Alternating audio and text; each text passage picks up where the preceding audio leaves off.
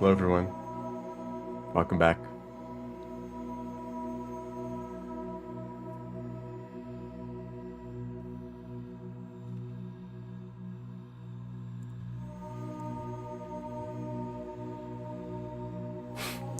What is this one?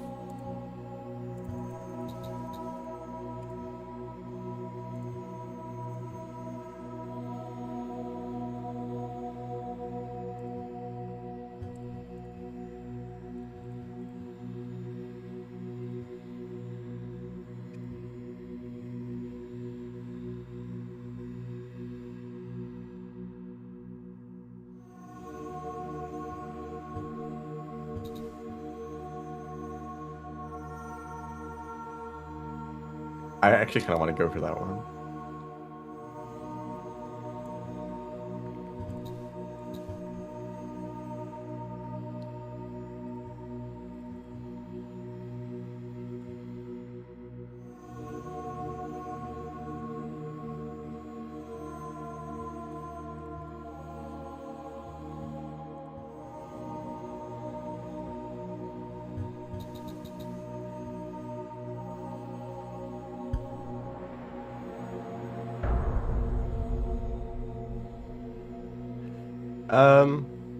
New Year's.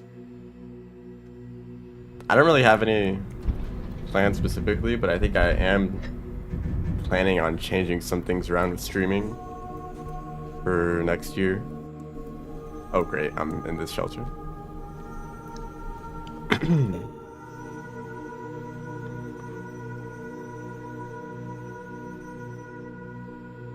Okay, I already know what I'm doing.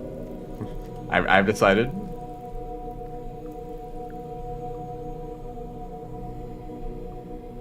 Which involves going in this direction.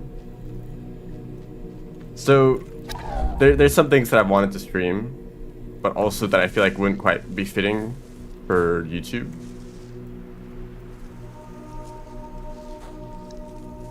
I don't know why. I think I try to maybe put a bit more effort into YouTube streams to try to keep them interesting in some ways. I don't know if I succeed at that. Probably not completely. I guess like somewhat soon I want to do more.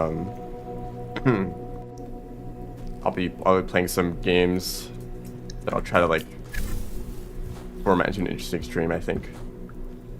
But there's some things that I've wanted to do that I think would just kind of be boring. That maybe,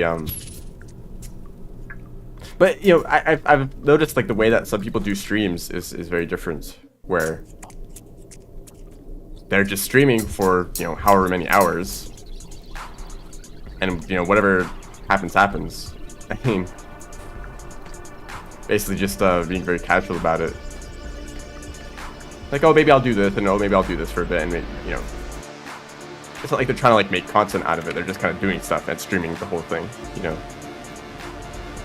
Okay. And so I thought, you know, maybe I could try to do a similar thing, but I don't think I want to have that on YouTube. Maybe that's more of a Twitch thing. Also, this song is super loud. So those are my plans. There's some things that I want to do on Twitch. So I'm not gonna like stream less on YouTube. I think I'm gonna stick with the same stream schedule, with the addition of some streams on Twitch that are gonna be a bit different.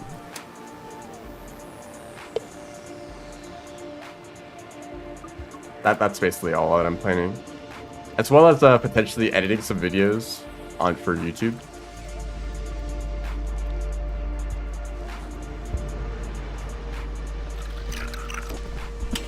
Because it really isn't that bad to edit.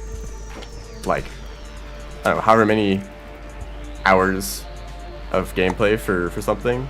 Just cut out like boring parts.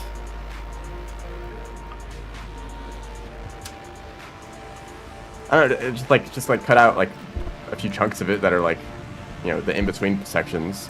You're left with, I don't know, however many minutes of like actually interesting stuff happening. That's a video. There you go.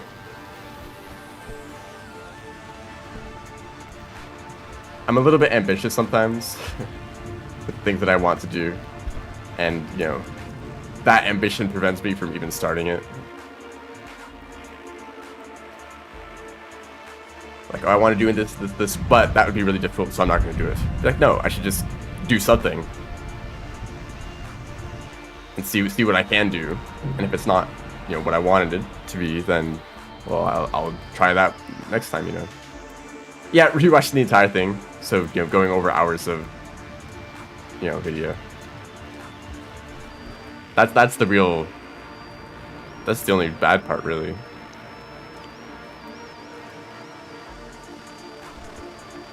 But that's something that I really need to work on, personally. Just being able to sit down and like do something for a few hours. It's something I really suck at.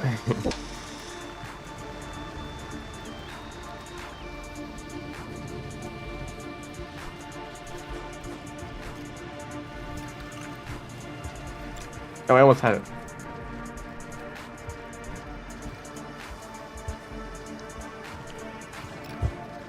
This is so difficult in the dark.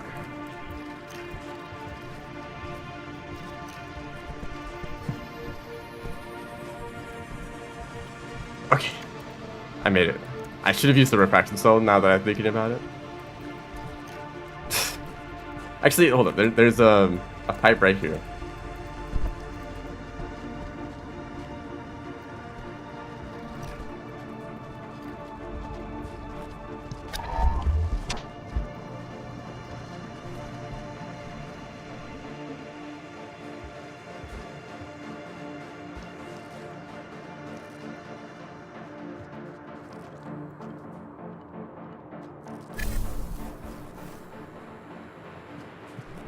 And also, I mean, if I stream a game, let's say that there's a game that I play and I want to edit it into a video. However many hours the whole streams take, you know, maybe it's like 10 hours. 10 hours of video. I want to make like a 30-minute long video. Or maybe like an hour-long video. I don't know. That's like only 10% of the original video is in there. Of the original recording. So I can just say, like, you know, for most parts of it, just say, ah, this is not that important, and you just get rid of it. And so something from watching videos from other channels that I like, that do a similar thing, they really do cut out a lot. Which is actually kind of nice, because if you want to see everything, you go and watch the VOD, right? And if you just like the highlights, you watch that. So, you know, both videos are still there.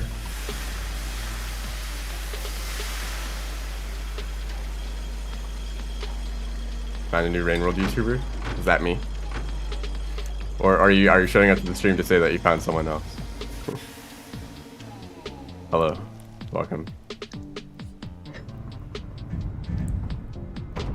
But like, highlights are really, you know, you take a game, maybe you include like the main like story beats, like if there's like dialogue. You don't even need to include the dialogue, you just include like a summary of the dialogue. If I'm like, you know, if I'm talking about what happened, I don't need to include every single line. I can just say, you know, this is like the gist of the conversation here, and that's like the story. Include the boss fights and include like interesting gameplay sections. And then that's it. I mean, I don't know. But there's a handful of games that I think I want to do that for. Silksong being the main one, I think.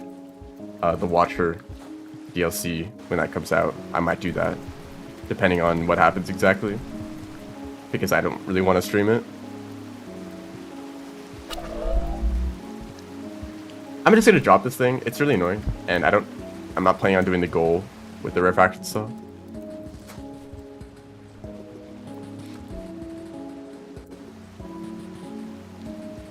Nightcat real, absolutely.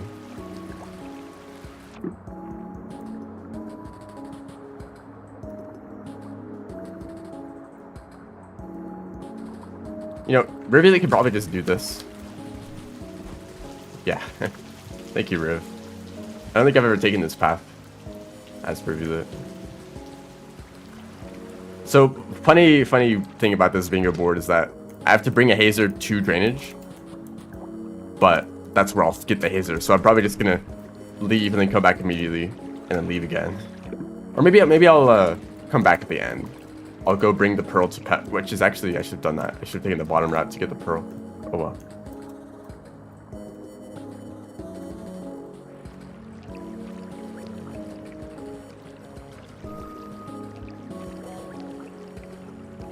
Not looking at the screen like, oh yeah, just hold up and enter the pipe. That's not how it works.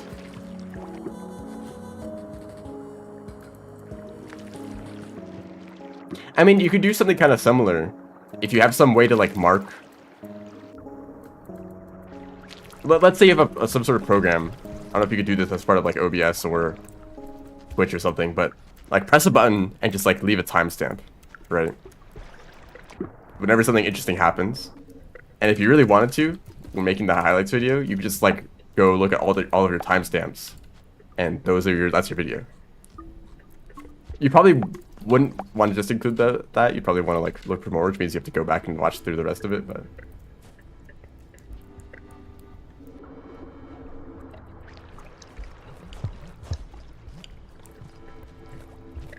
this is actually drainage music.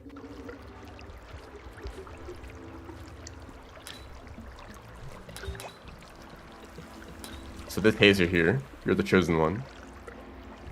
So how do I want to go about doing this?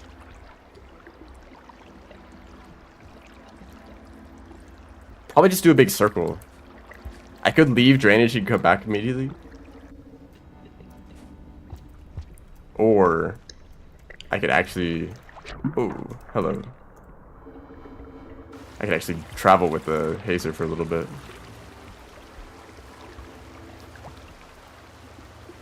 Sorry, I'm still a little bit sick. I probably don't sound great.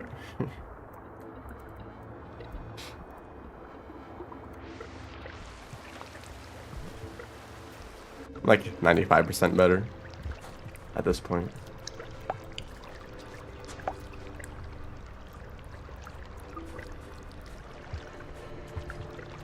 Actually down here. Yeah, down in this room. Oh, right, green leeches. So I actually need to eat a bit more still.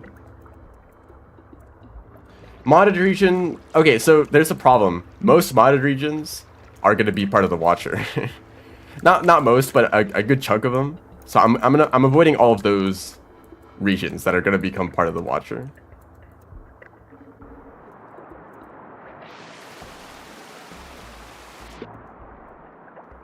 There's a few more regions that I'm aware of. Preservatory is one that's quite popular. I don't... For whatever reason, I have some sort of aversion to modded regions. I'm just not really that interested.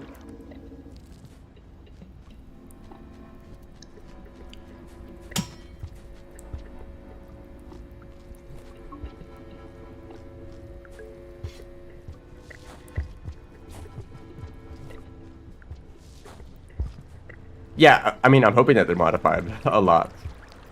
Considering that, well, they're mods.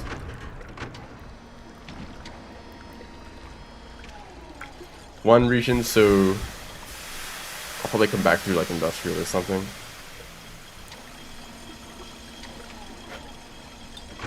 All of you guys are watching right now. The Watcher is real. Yeah, I'm taking this Pearl to Moon, and then I'm gonna basically this line right here. This is what I'm doing.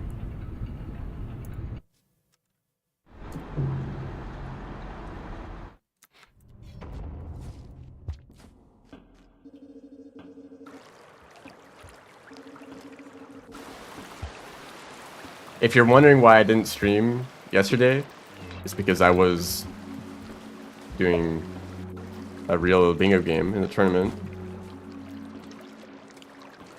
And this one went very well for me. We got Monk. Monk was the Slug Cat, which is very nice. Great character for bingo. I mean, not really, but they're like very low risk, you know, like there's a low chance that you're gonna die, which I think is the biggest factor.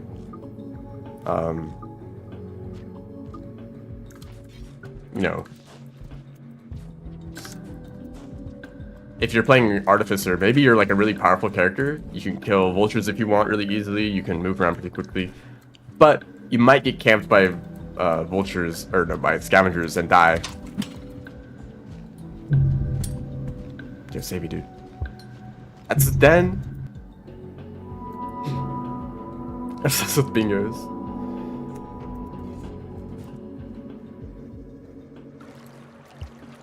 Yeah, I was the team that re-rolled Spearmaster.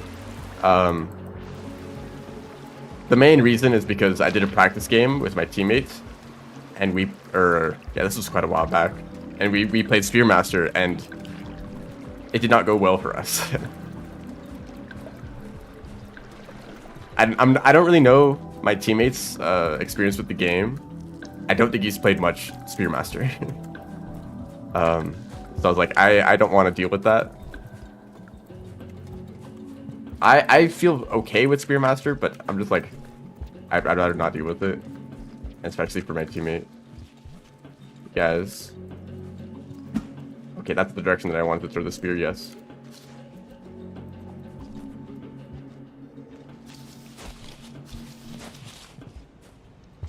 Okay, will there be a blue lizard this time? I don't know how I didn't see it. Vista Point.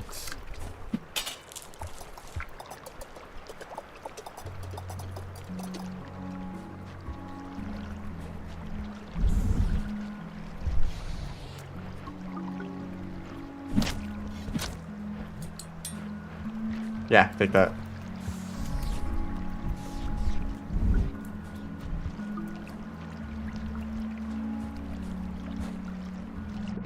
I mean, the pipe was short, but not that short.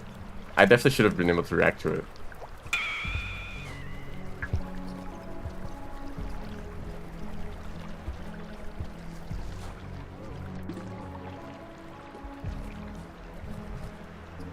But yeah, I'm going to be re-rolling most, like, hard mode characters, except for Hunter, I think. Hunter, because the Hunter is, like, not really that bad. Maybe that's strange. They're, like, kind of the weakest, but also I personally think that they're, like, one of the stronger characters.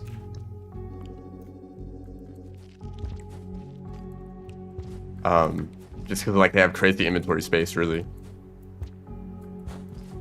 And, like, no downsides. Yeah, no major downsides. Like, Spearmaster really struggles to carry a lot of items at once, which is important for bingos, where half the challenges are to carry items around. And, Artificer has to deal with scavengers. Plus, also, Spearmaster just has worse spawns.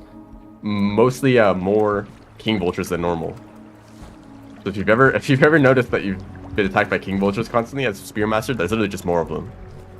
More King Vultures than normal. And maybe a few spawns here and there are a little bit worse, but, yeah, Spearmaster has the worst creature spawns out of any slug cat.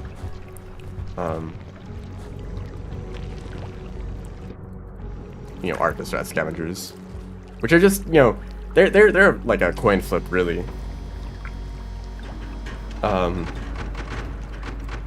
You know, you can deal with scavengers. Some players are especially proficient at combat with them. I think I'm decent, but it really just feels like a coin flip. You know, you find a scavenger, and if they have high stats, they just kill you before you can do anything. Otherwise, you can hopefully kill them. It's not like the most consistent thing in my experience. And usually you're just in the most bizarre environments ever, with really weird terrain. You know, it's hard to get, like, line up a clean shot, but also, I guess if you're in that situation, they can also line up a clean shot against you, so it kind of goes both ways.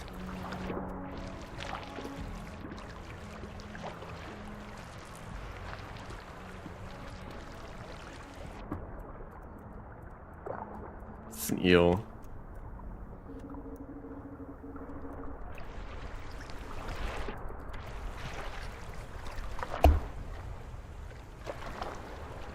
Whoa, how did I get that much height?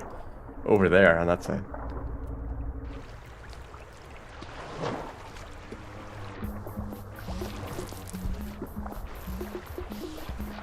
You know what? I'm going underneath.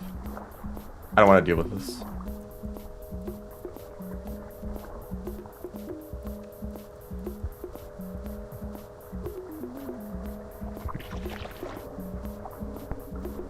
If I drop my pearl there, I didn't. Thank you.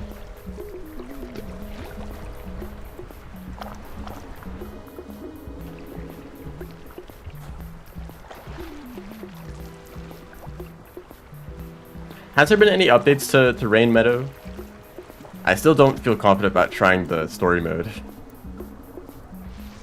So in the stream, last stream, when I tried it, it worked like fine. Actually, no, it didn't really work that well at all. Okay.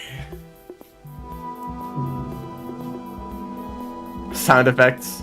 That's bizarre, because I know someone who has the music turned off. Steam only? It's always going to be on Steam only. That's literally how the multiplayer works. I'm literally on the other side of garbage, by the way. Update today.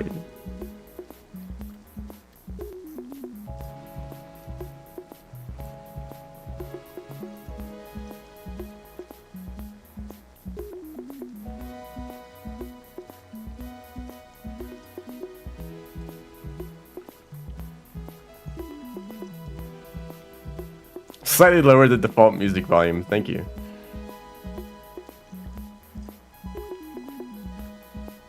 Okay, so there's an option for the host to... I don't really know what this means. I guess it teleports all of them to the host location. Or something like that. So that's kind of what I was asking for, I guess. Okay, okay. That's neat. Haley River the shenanigans.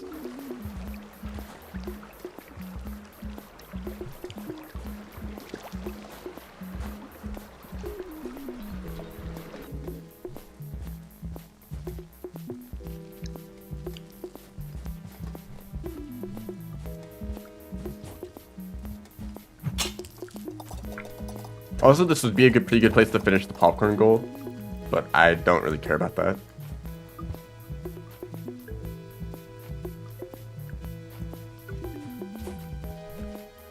That kind of backflip was always fun.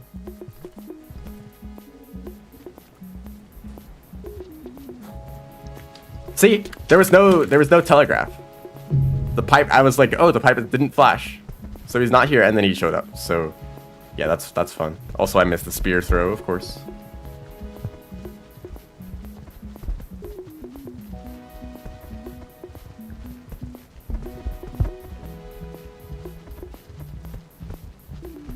Troll lizard. Not the troll lizard. He's back, and he doesn't know how to move. Recently, actually no, yesterday. Yeah, yesterday I did a score run for fun. And I got something like 34,000 points. I don't know why I decided to do that. I think it's because I was playing Hunter as a warm-up for the bingo game, and I was like, well, I might as well keep playing.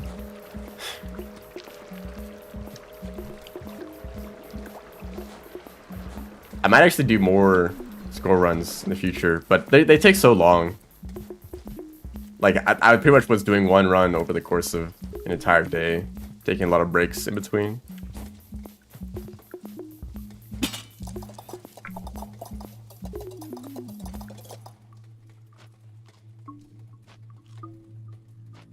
So if I did a score run, I had to do it across like 2 or 3 streams, or try to like do it really quickly.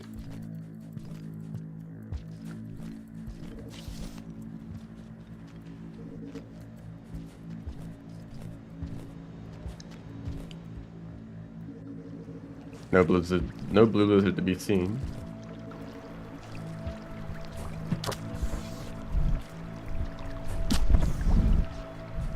Goodbye.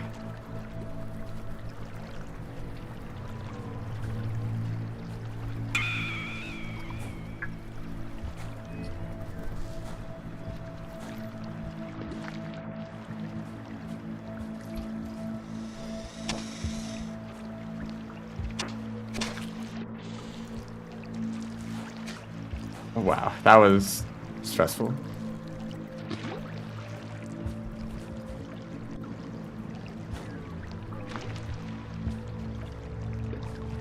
What's the bingo mod name? It's not publicly available. I think it'll just be called bingo mode or something. But it should be available when when the tournament ends, which is taking a long time. There's a few more games tomorrow and the day after, I think. Hold on, what is today? Yeah, tomorrow and so Sunday and Monday, or maybe not, depending on time zones, but within the next 2 days, there will be 2 more bingo matches, and then there won't be any more for another like 2 weeks, because the host is won't be available.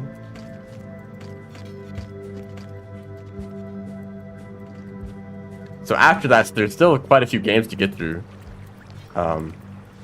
Basically, the whole thing is going to take a while. it's taking a bit longer than expected. Well, also, kind of not. People are taking their time when scheduling games. But also, you know, people are busy, so... Oh, no. That's a lot of leeches. Usually I don't worry too much about crossing that. I don't have enough karma. I died too much.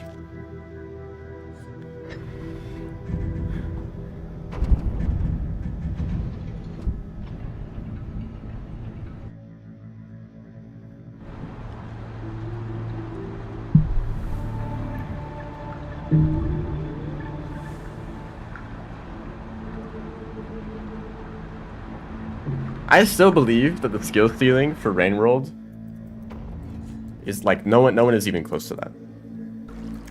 I guess like depending on how you define a skill ceiling, maybe no one is close to any skill ceiling anywhere. But you know, for Rain World,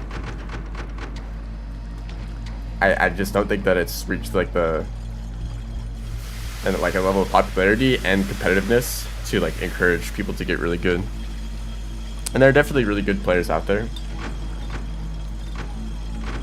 I think that there's like a lot of potential. I mean, either there's a ton of potential for players to improve, or Rain World is just not. It doesn't really allow people to express their skill because it's too random, too messy, too like chaotic, you know.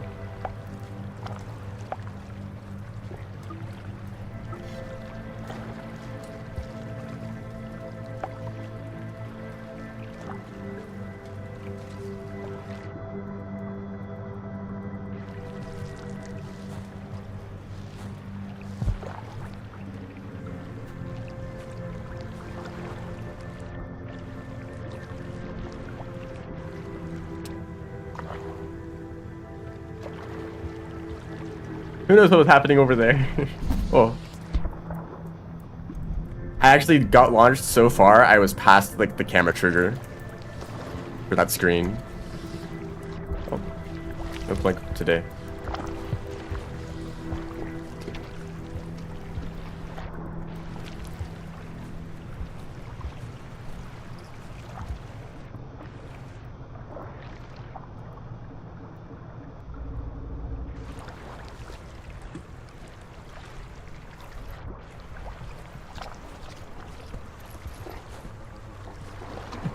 Oh, nice. You know, it is fun. That is very purple lizard. It is fun. What was I gonna say? Oh yeah, lizards' tails don't have a hitbox. So eel lizards have really long tails. So their hitbox is especially misleading. We just need to keep that in mind. I'm a little surprised that spear didn't hit though. The one that I threw at. That was a very vertical point. Yeah, I didn't really get that far. Okay, I think I take this slow so I don't die to a Leviathan again. Which has happened like 3 times.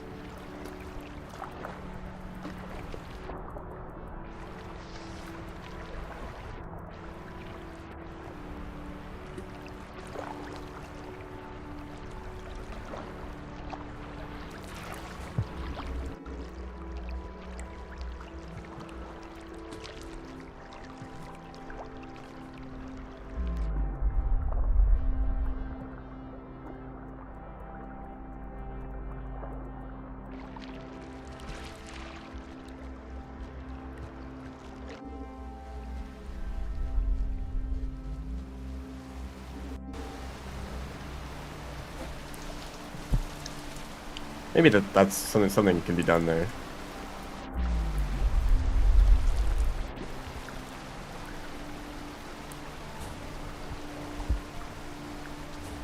Don't go that way, go this way.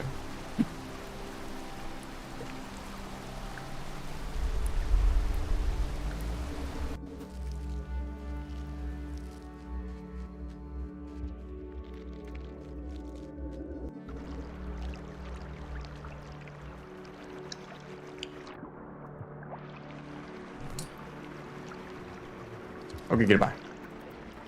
So I still have to... I basically need to go back to drainage system. That's the last objective. I think I'll go through like shaded and industrial this time.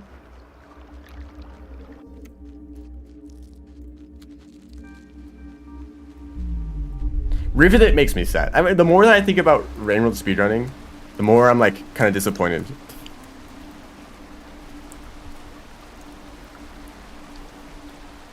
I don't know if I can... Please don't write... Please don't make that. I mean, I can't stop anyone from being creative.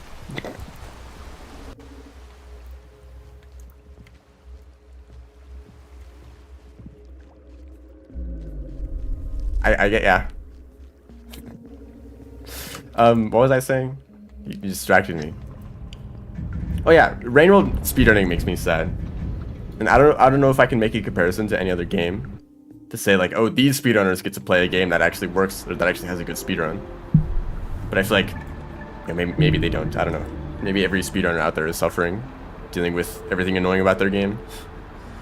But with Rainworld, it's like, Rivulet is maybe like the most fun character to play, in like ever, in terms of their movement abilities.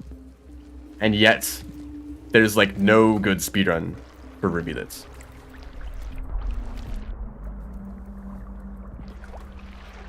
Like all like the like sorry, I'm saying that a lot. I'm kind of thinking. There's been some people who are having speedrunning Rivulet recently. I went a little bit too far. Actually, no. This is where I want to be. But yeah, there's been a bit of activity. People running a Rivulet story, but also with more people running the category, they've been mentioning every problem with it. So I'll be like trying to help people, be like, hey, this is like the strategy that you use in this room to go really fast, and they will say that strategy is really annoying, or that is like really difficult, or something. You know, I'm like, yeah, it is. It is rough. It is annoying. You know, some rooms just aren't great, but you know, you try to make that work anyway.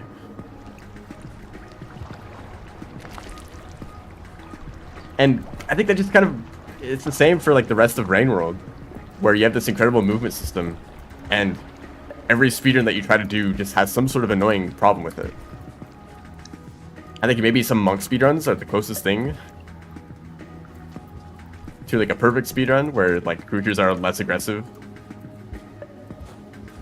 But still, most monk speedruns go through the depth, which is a really annoying place to speedrun in.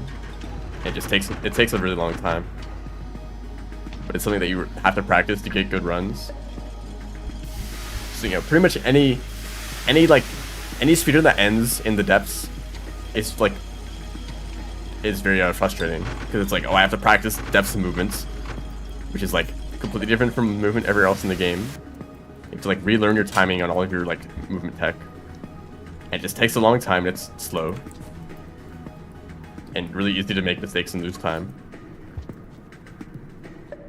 And the downpour speedruns that don't go to the depths, they have all sorts of problems on their own. You know, Gourmand is just not really fun to speedrun. Artificer has horrible RNG with creatures and scavengers that can just kill your run at any moment. Spearmaster, you know, the problem with Spearmaster. You know, Rivulets, it's fun for the most part, but also going through the rots can be really annoying, because of the gravity changing the rot on the walls that it's really easy to die to. Dealing with DLLs being in random locations throughout the rest of exterior.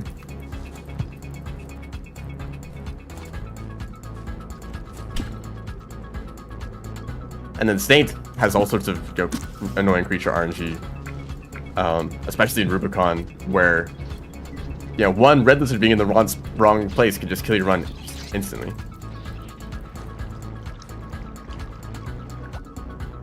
There's not really You know, I've been the person to run all the story percent runs, and yet I also acknowledge that they are really annoying, and probably why there's been little competition. You know, no one else wants to play these speedruns. They're just annoying, and it's kind of a waste of such a good movement system. You know, is that a Green Lantern?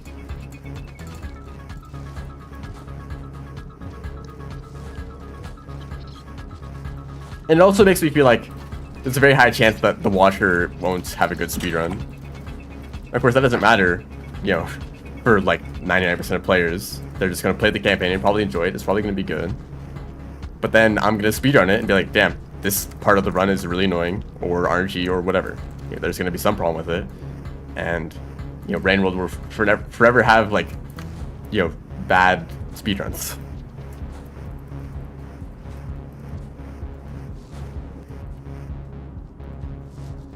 I mean, I guess they're not really bad. It depends on who you ask. Maybe some people really enjoy certain categories. But, you know, as someone who has been running, you know, various categories for like 2 years. 2 years? Longer than a year. It's like, I haven't really been able to fully enjoy any individual category. Like, I enjoy rivulet movements, but the actual run also drainage system sucks. Regardless of which game you speedrun? And I think there are parts of Rain World speedrun that are enjoyable. Mostly the community.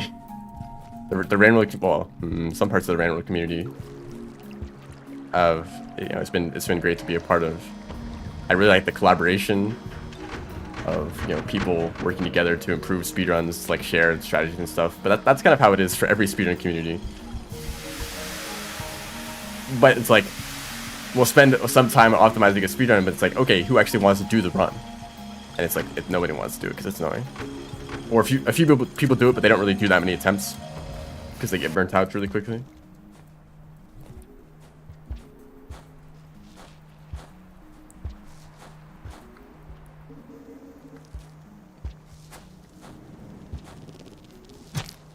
Sorry, just got in the way. Yeah, and I don't think that Rain World has to accommodate speedrunners at all. It's obviously a small part of the community. And the game is very purposely designed for a certain kind of experience. That is the opposite of speedrunning. That has kind of been the problem. The intended Rain World experience is the opposite of speedrunning. It rewards patience. And just taking things slow and, you know, analyzing your surroundings and exploring and being careful, and then finally, like, deciding to make progress at some point once you're comfortable. You know, if there's a creature in your way, the best option is usually just go around it, you know, or wait for it to move, not to charge directly into it and hope that it doesn't bite you.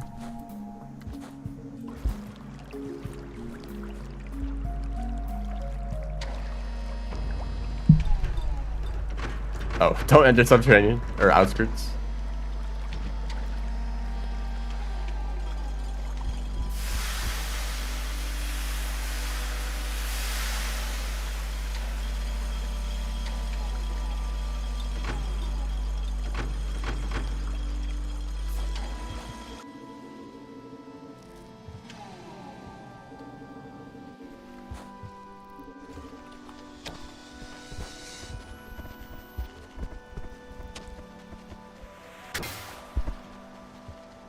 They actually caught a centipede.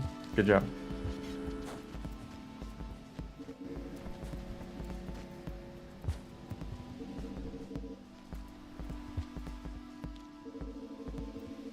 There's a chance that that the Watcher is like doesn't have any annoying parts of it.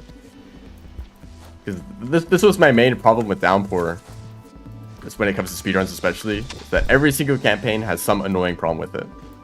Kind of like outside of speedruns too, I think. And I think Rivulet was the closest thing to not having any problems. Watcher? I don't know. You know, I thought that Rivulet was the closest thing to not really having any problems. because their whole downside of the cycles being short was the point of their campaign. You know, you're supposed to go fast, you're supposed to go from shelter to shelter, trying to survive.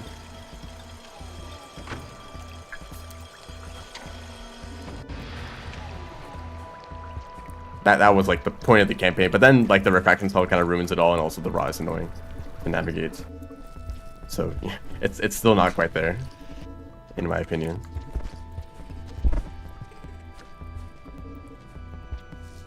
And the Saints campaign is great, but also I think the ability is a little bit silly. And Rubicon is... some people have not great experiences with the Rubicon.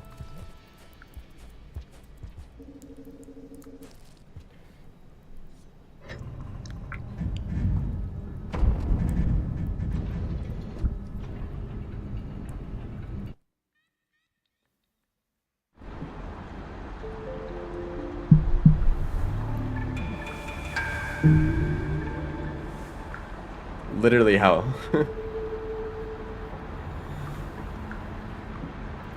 That's just kind of the way that Downpour characters were designed. They had some sort of ability, they had some sort of strength that was really powerful, and to balance it out, they had to have some sort of downside. Like, we can't just let Artificer be super powerful. We need to, you know, throw up 1,000 scavengers at them at all times to count to balance it out.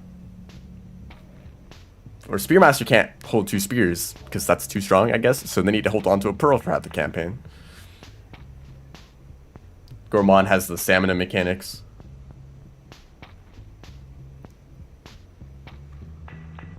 Which, like, it kind of feels unnecessary, because I don't really think that they're that strong to begin with. You know, Gourmand has some abilities that are pretty strong, but they climb up poles slowly, so they can't jump on creatures from heights too often, because they struggle to gain height in the first place.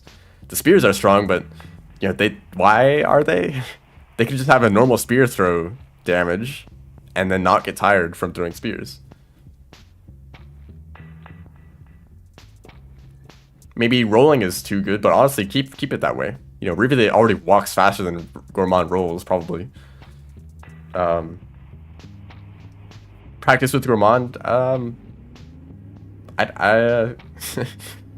I think I have plenty of Gourmand experience. Like, Artificer could double jump constantly. That also has a cooldown on it, but it's still like way faster than other characters. So like the roll isn't really that powerful for Gourmand.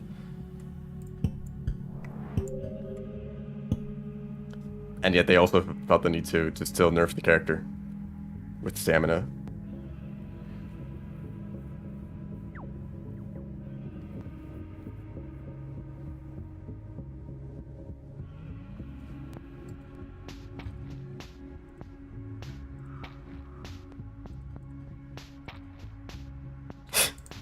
Some of these challenges. I'll take a Vista point.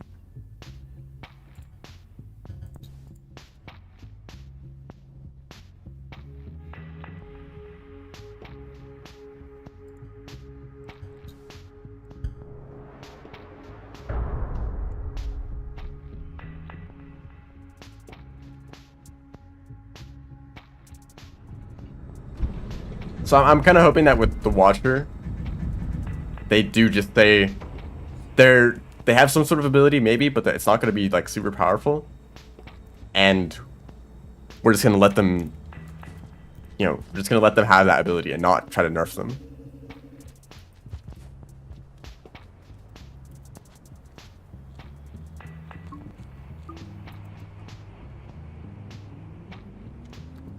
I think that if the environment is radically different, then that is the difference with the campaign. You say that them having this new environment to explore is enough of a difference, so we don't need to like focus on them being different, like with combat or movement or whatever, you know. Like, honestly, if it was just Survivor, if the Watcher has no abilities at all and it's literally just Survivor, that would probably still be fine. If the environment is really different. It's just that in Downpour, we're still in the same world for the most part, so the character has to be the difference. Also, that was like the whole point of the mod originally, that you're playing a bunch of different slugcasts with new abilities. That's kind of the problem with Downpour. it was designed initially as just new characters with crazy abilities, and then suddenly it became this whole bigger thing. They still had to work around the characters. Am I being too negative about Downpour again? Probably.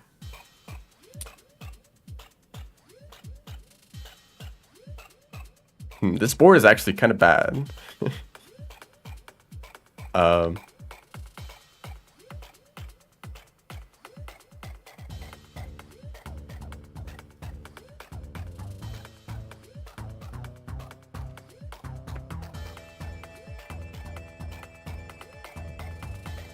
Outer Expanse Arena unlock? Where is that?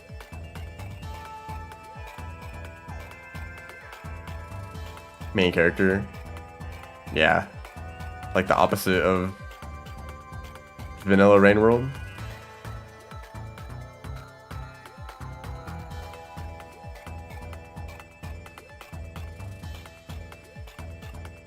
Oh, hold up. I didn't see this one. Karma Flower, exterior. Yeah. This one's not that bad. Okay.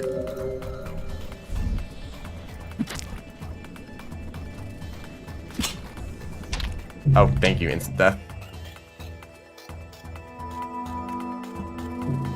Also read the ancient language.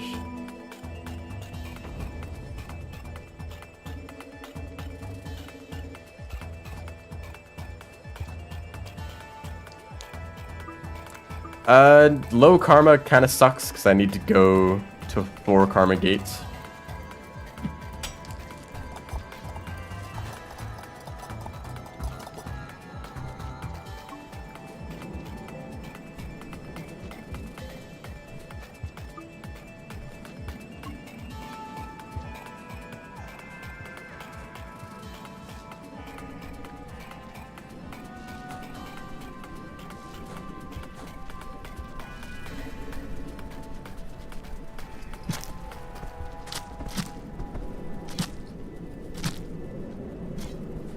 I mentioned this earlier that I was doing a score run with Hunter, so I am a little bit used to high spear damage.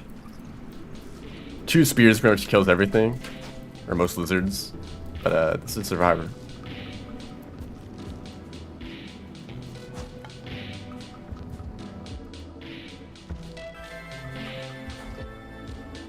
Yeah, I think there's good.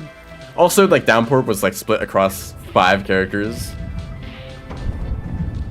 I think that Downpour could have had just 3 characters and still tell the same story, you know? You know, Gourmand and Artificer's story are kind of irrelevant.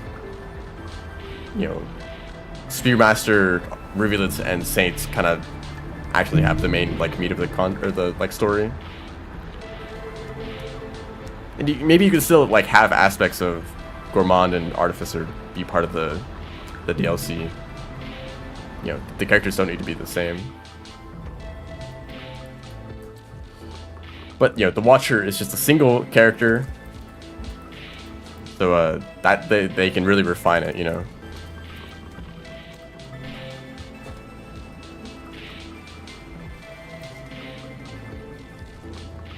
And new creatures, hopefully.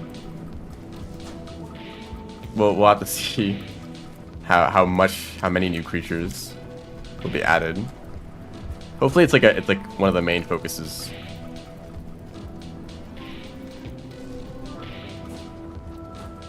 Actually, there's food over here. Maybe.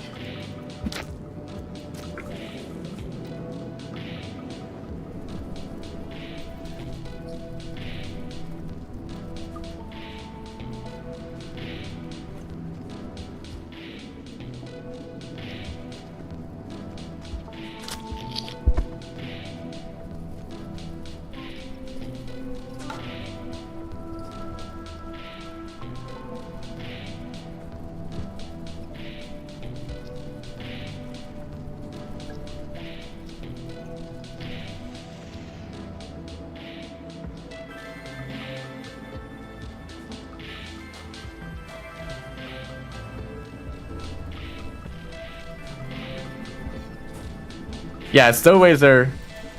What a cool creature. There's only like a handful of them in the whole game, and they're hidden and deactivated most of the time. And so most players literally have not seen one. I've seen a ton of stowaways. I like pointing them out whenever I come across them. But yeah, they are inactive most of the time. Oh, good job.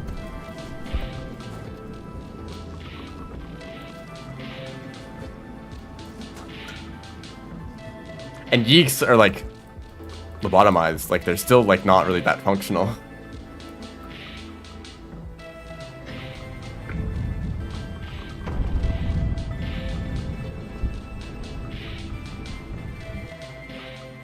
Flip store? You mean turn storage? It's not really that important. It's fast pole climbing is very good. That's worth practicing. Half-Life reference.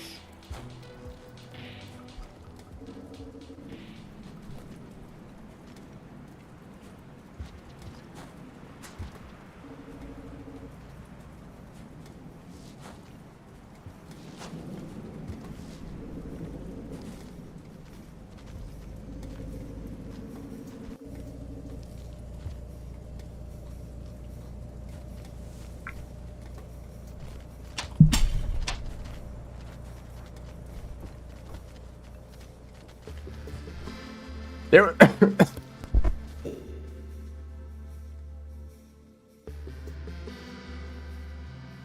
Sorry about that. There was a video. I'm gonna die here. There's like a hide and seek multiplayer video with a bunch of Rain World content creators, and one of them was a speedrunner.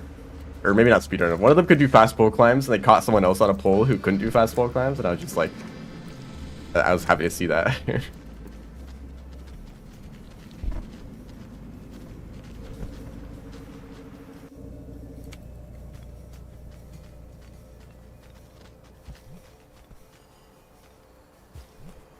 Hello. There's so many lizards here.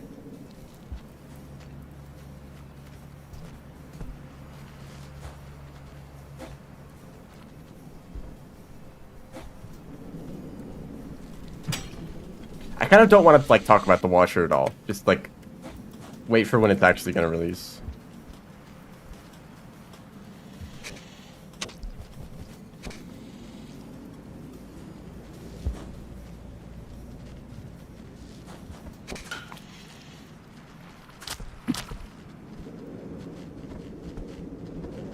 Average player doesn't actually. Well, okay, yeah, the average player probably, but so many people I've seen in like the bingo games or actually mostly it is the bingo. Pretty much everyone in the bingo is like very good, and obviously like I mean they signed up for a tournament. They're hopefully decent at the game. But it makes me very happy to see other players do like speedrun tech and stuff. I guess it's not speedrun exclusive.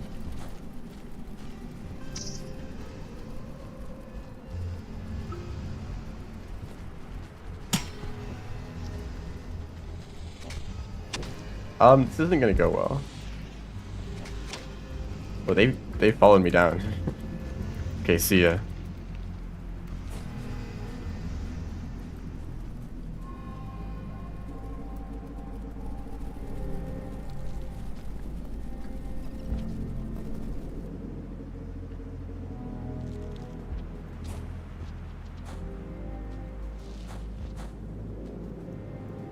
This is the whiplash.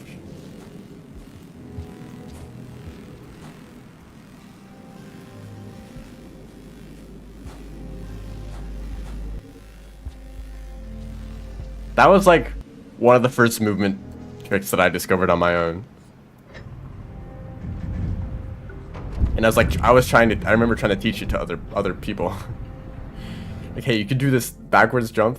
Except it's like not very useful at all, so it's like hard to convince people that it's worth learning. Because like, oh, you could go in one direction and then go in the other direction. You've achieved nothing.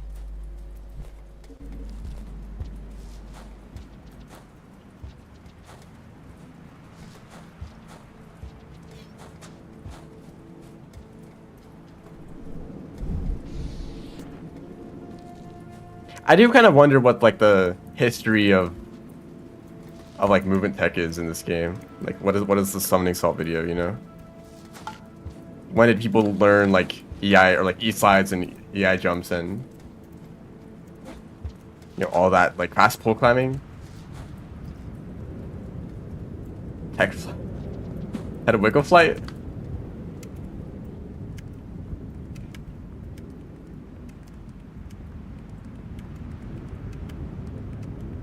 A little bit. Not really. I don't think anyone can do it. Actually, Shrub is like scarily consistent at it.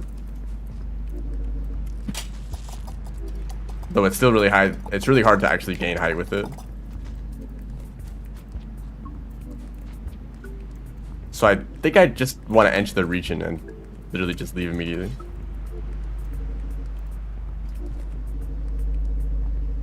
Pin lizards with it? I guess so. Yeah, it's like somewhat useful for escaping lizards.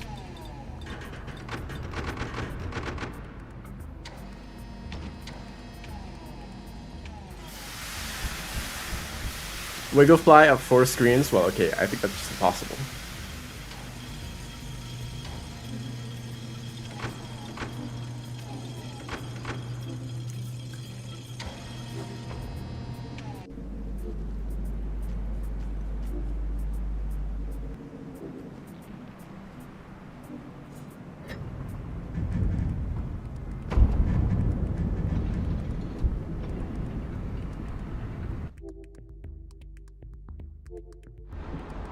Oh yeah, wall bounce climbs. They're called like concussion climbing or something like that, because you're hitting your head constantly on the wall.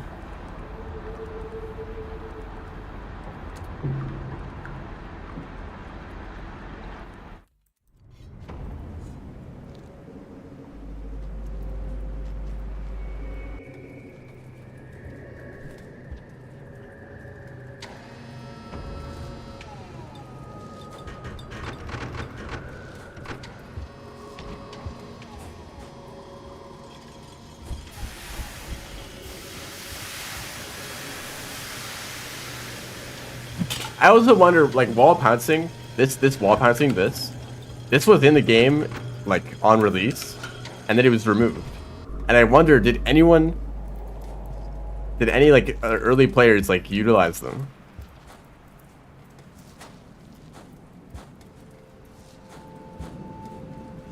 There's a video of, or a stream actually, of someone playing Rivulets back in the original version. Like the first release of the Mortis Lookouts expansion, the like early version of Rivulet, and within like the first 10 seconds of playing, they accidentally wall pounce and like fling themselves up into the ceiling. And watching that like however many years ago, inspired me to want to play Rivulet and like utilize that movement tech. Like wow, you can like this guy just accidentally like flew up into the ceiling. I want to do that on purpose. And now I do that.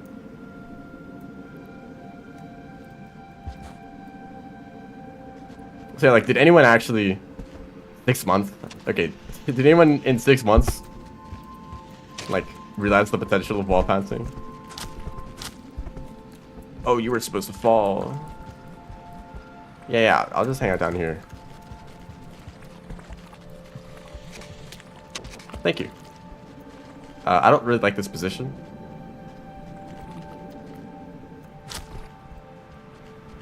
How long are you just gonna sit there?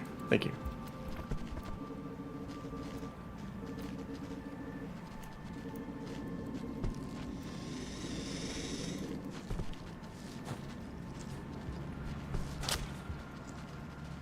I feel like there's more lizards here than normal. Or is this really just how Jiminy is?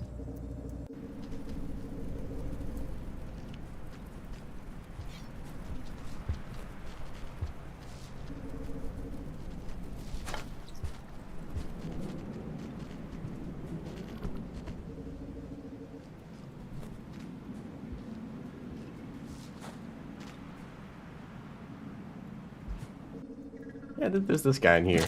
He's edible. I don't know if I want to go to Shaded or actually I'll shelter in Industrial and I'll go to Outskirts, or no, I'll go to Shaded and then passage back to outskirts.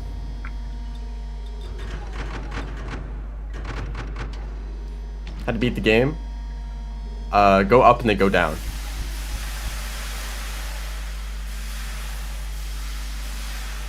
If you think of the world map, okay, I have no idea where you are in the game.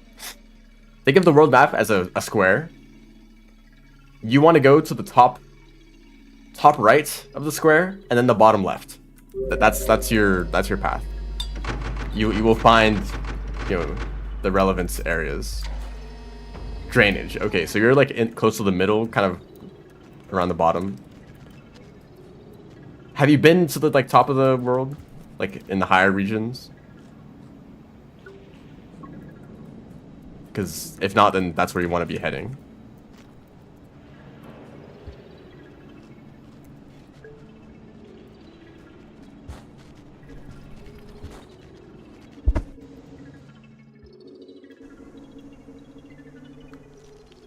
Not sure.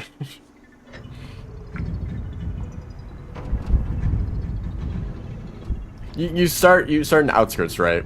Did you go from outskirts to drainage system immediately and nowhere else? Haven't seen vultures? Okay, well you find those up. Or actually, you might want to go right. Just go to the right as far as you can.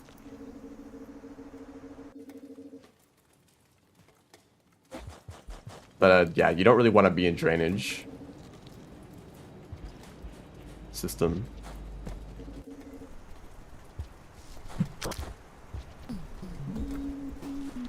Also, I don't really recommend watching the stream if you want to avoid spoilers. But if you know of Spearmaster, then, you know.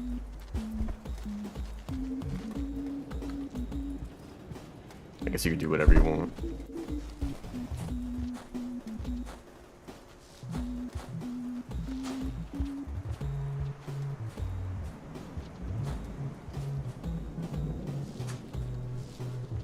Dude.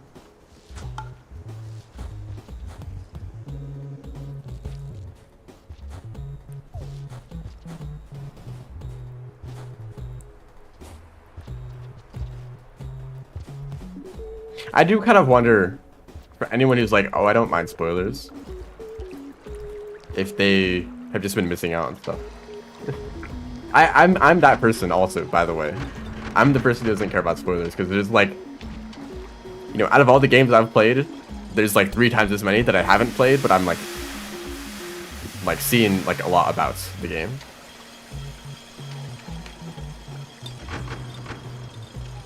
There's some games out there that I've probably watched videos of for like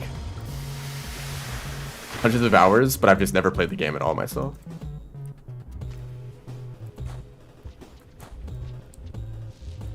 And I'm trying to change that. But there's so many games out there. It's like every single one of them is like, okay, do I want to get this game and play through it? Is it gonna suck? Probably not, because most of them are very like highly regarded.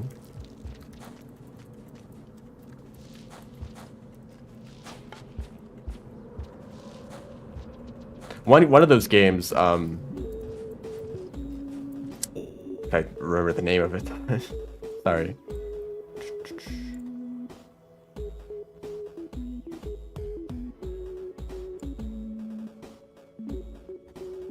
It's not real. Yeah, 9 Souls. I think I'm going to stream that game very soon.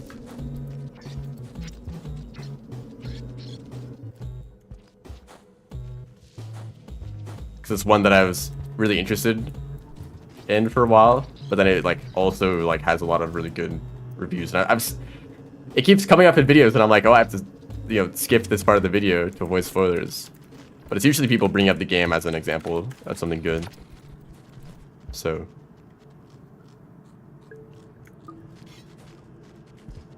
And if the game is like 50% dialogue, then whatever.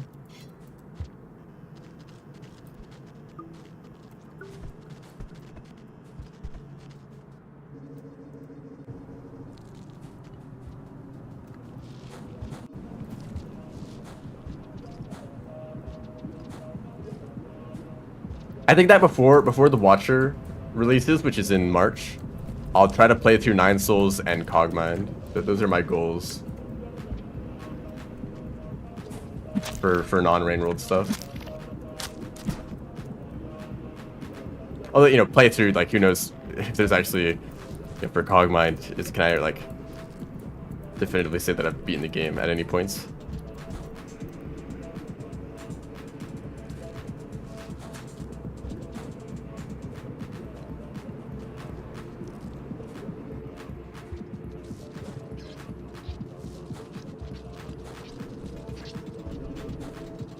But I feel like if I'm, like, I'll probably still be playing Rain World, but if I'm only playing Rain World exclusively up until the release of the Watcher, I feel like I'm just going to be burnt out of the game before I even, like, start. I'd like to avoid that. Maybe playing Survivor or Monk. Everyone is going to recommend that you play Survivor. I think it doesn't matter. If you don't want to die as much, then Monk is a little bit easier. But, you know, for a more, you know, for a more Rain World experience, then it's Survivor, probably.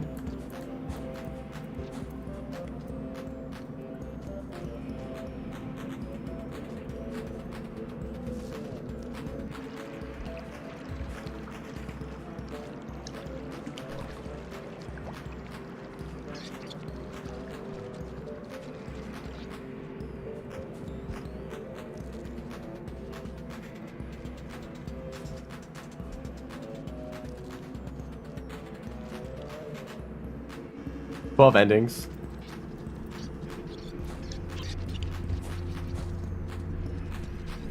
Yeah, that's reasonable.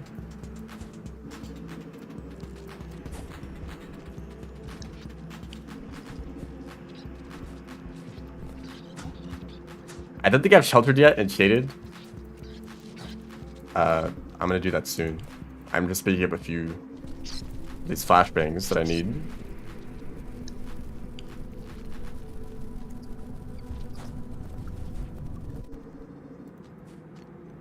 Oh, there's one all the way up there that I can't really grab.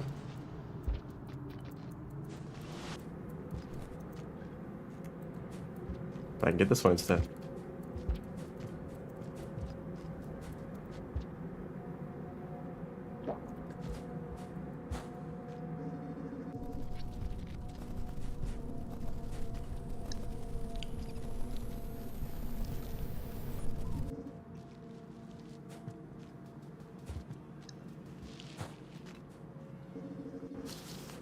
Hey, dude, I don't want to fight you.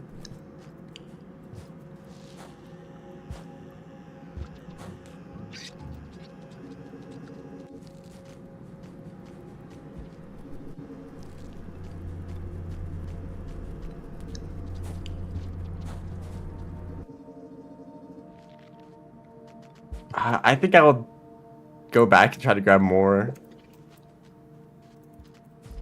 This is not the best shelter to do it in. I actually don't know which one is.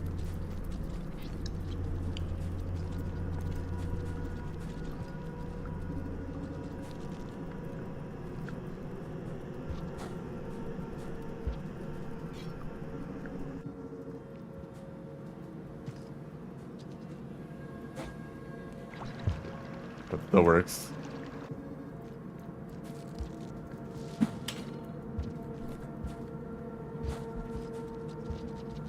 Yeah, I'm gonna have to go all the way over here to grab the flashbangs, then all the way back.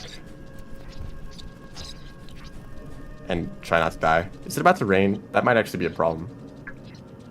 I don't think so.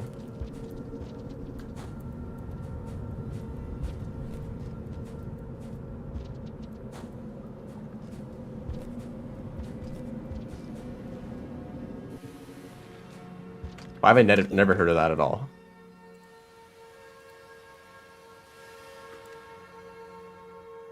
Shooter.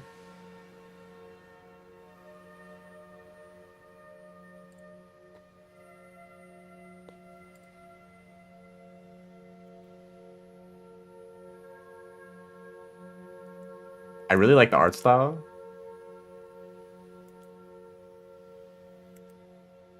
It looks interesting, but also I don't really know what the gameplay is.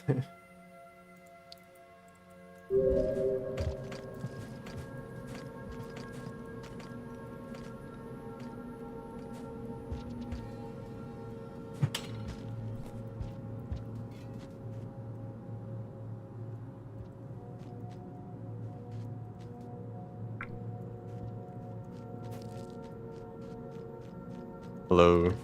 Welcome to the stream.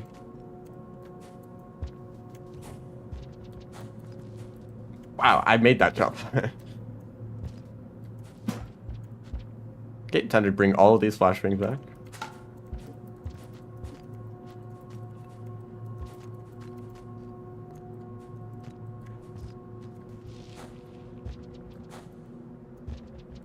I mean, there's like, I'm not a huge fan of first-person shooters that are like super realistic. That is my main problem with most of them. There's a lot of like actually, can I think of a first-person shooter that I've played and actually enjoyed? I played Borderlands 2. That game was decent, but there were definitely some parts that were repetitive. But I really appreciate its like art style. Do I have any other examples? Oh, I'm in this room. I like totally forgot where I was.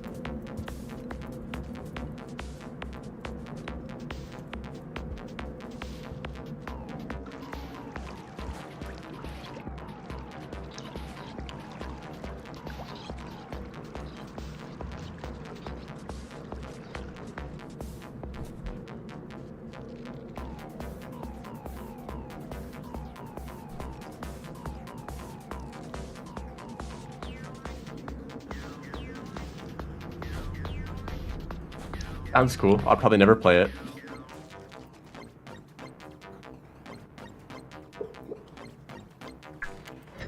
Six flashbangs. That is so many. Time to go to outskirts. I'll just passage to industrial because I'll have to walk all the way back.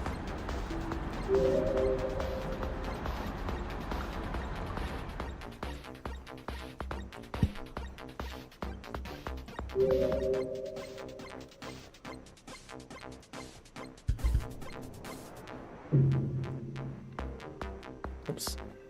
At the microphone.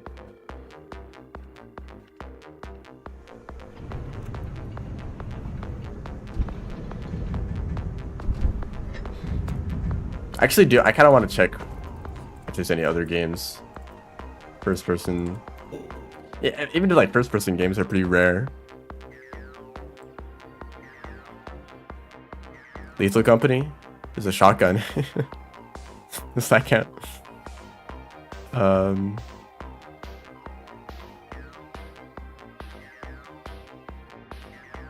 Yeah, there really aren't any.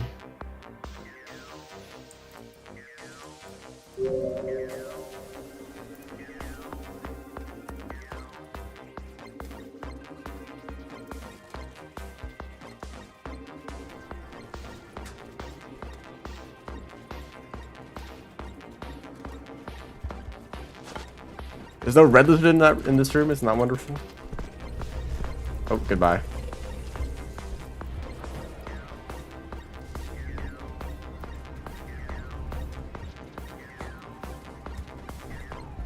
Yeah, that's why I don't recommend drainage system, because swimming can be a bit difficult at first. Actually, it's very difficult at first.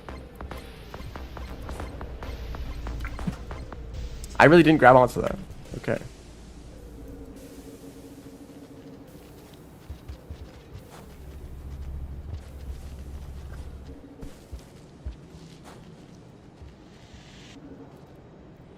There's a caramel. That's for monk. The green lizards get replaced with caramel lizards as you go further in the timeline. So for monk, there's more caramels than for survivor, which is annoying because caramels are like awful to deal with. The caramel lizards have like dropped down several tiers. I don't know where I put them in the tier list, but they're lower than where I put them. They've been very annoying. Because they love to do this thing where they just sit in a corner and just spit at you from the other side of the room, and they never want to move. They have like instant reaction time, so the moment you're within line of sight, they start spitting at you, even if they're looking the opposite direction. Like, I don't know how they know that you're over there, but they'll just sit in one spot and spit at you. Like, thank you for like being so useful. You're really helping me out here. It's not like spitting. Like usually, like with red lizards, they're so fast that spitting at you can like disorient you to make it easier for them to catch you. That makes sense. Great or caramels literally just sit there and do nothing. It's like what are you accomplishing by doing this? Oh no. I really tried to do something there.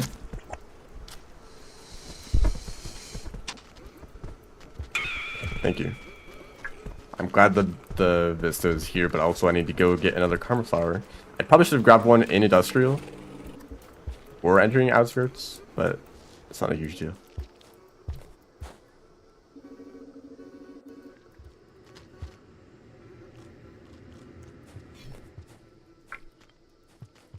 Karma Flowers could be a little bit scary because if you die, they don't come back, but you lose progress on the challenge.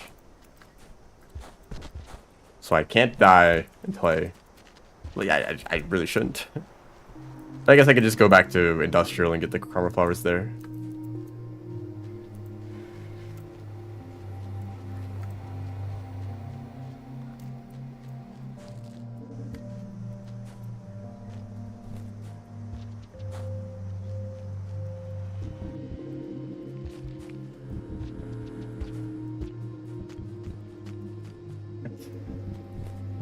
This direction. I could expect there to be more Karma Flowers in Outskirts. Like there's so many in Industrial, but there's only like 2. I guess it's kind of a smaller region. Well, no, Industrial is smaller than Outskirts. I think it is just the smallest region.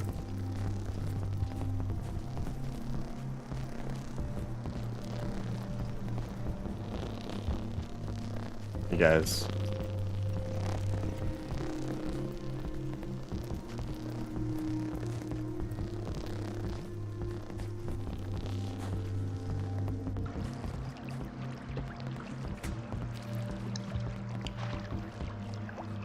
Okay, let's get back to a shelter. That's all I have to do. I also eat food. If it ever goes. Oh yeah, that little like corner of the map. Right, it's like the most pointless area. It's so common watching people play Rain World for the first time. Like 60%, like maybe even more than that. A huge percentage of them head over to that right side of Outskirts. And probably die to the rain because they're moving so slow. Or they forget where the shelter is, so they don't even find the shelter that's like a few rooms away. You know? But they'll wander around that loop off on the side of the map. And you know, they don't really accomplish anything by going over there. That always happens.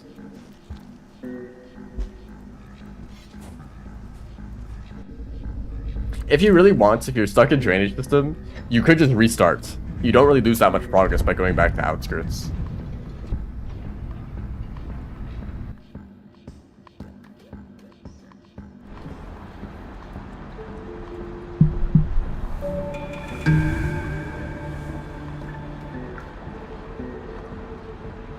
How much time we got?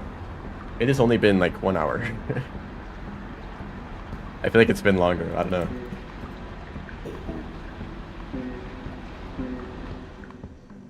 Maybe I will play... what character do you guys want to see?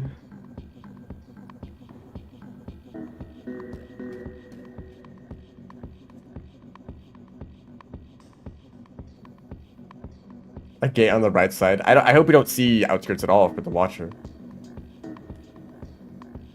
Personally. Artie. We have 2 votes for Artie.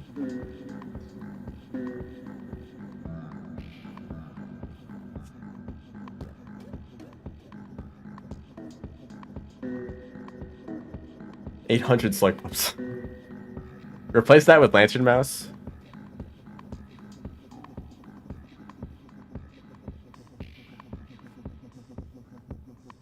Oh, Hunter? Okay, people are saying Hunter. 29 points.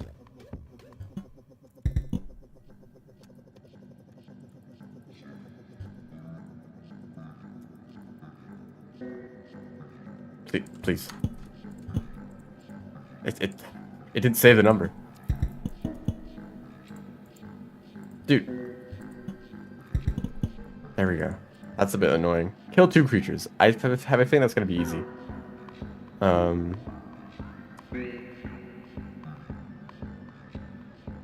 You know, actually, I'm just not gonna change anything else.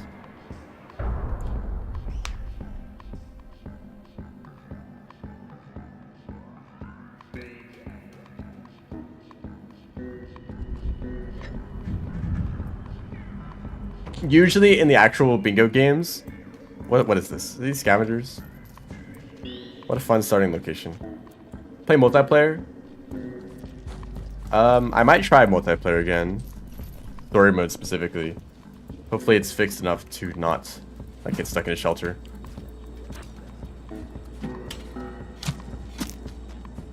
I want that, and I want this. Thank you. I really don't get to use electric spears that often. Usually in the actual bingo games, what happens is the points are set way too high and no one ever gets it until like the very end of the bingo.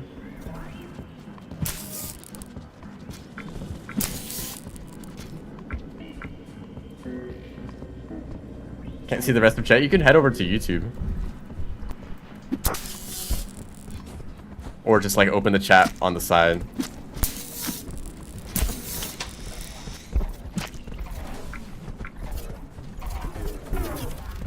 Please grab the spear, dude.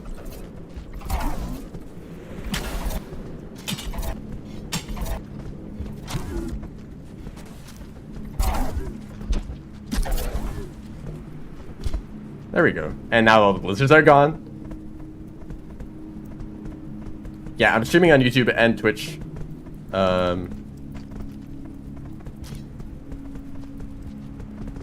YouTube is generally more active.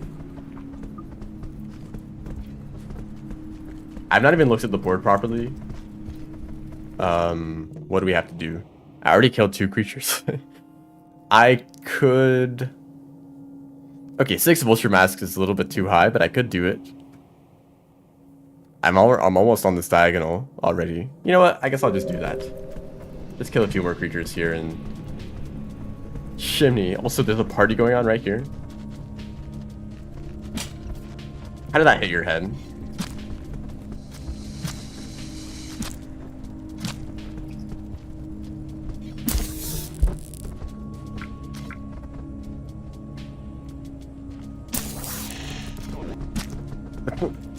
What? That's like the sound for taming them. Why did he make that sound? He's dying right now.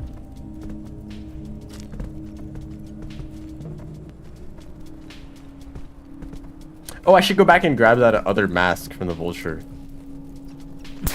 I was thinking of vulture cheesing. Oh, spear's gone. Oh, it was nice while it lasted.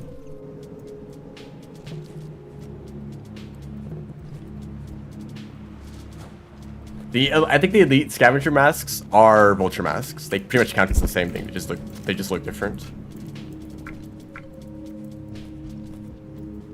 That's a tropic over there. I guess I'll kill him.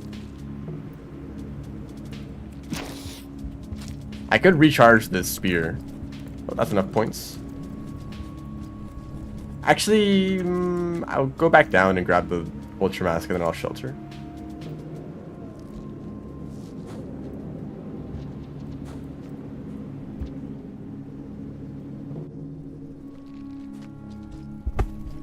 What a mess. I'll take your mask. Oh, I might as well hold on to the electric spear. I keep saying explosive spear every time. Electric. And it's powerful. Are there any scavenger are there any centipedes in this region? I don't know.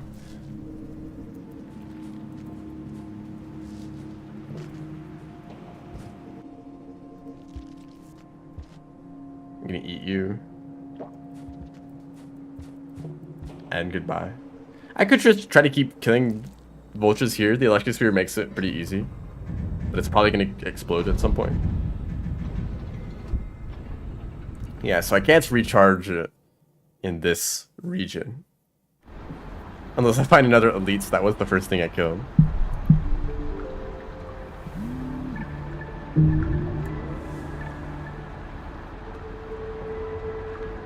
in the gutter. I mean, is it worth it to head down there just to recharge the... Also, I totally remember, yeah, there are centipedes in there. I don't know how I forget that.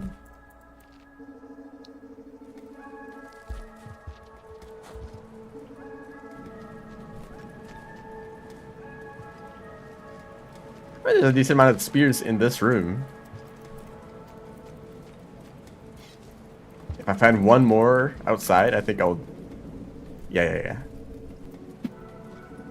That got pinned into the wall. Also, hello. Welcome to the stream.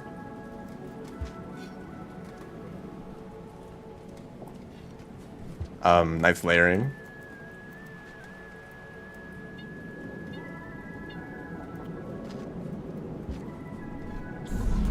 Okay, well, I don't want to feed you. I'm dead. Okay, I hit him with a spear and he did not care at all.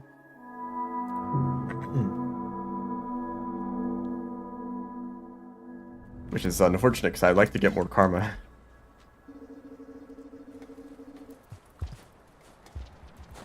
Also, yes, I know I can recharge the spear.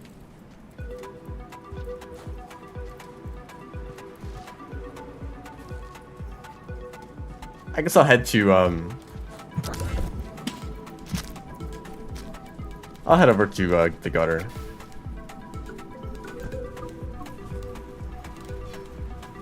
I should do it the other way around.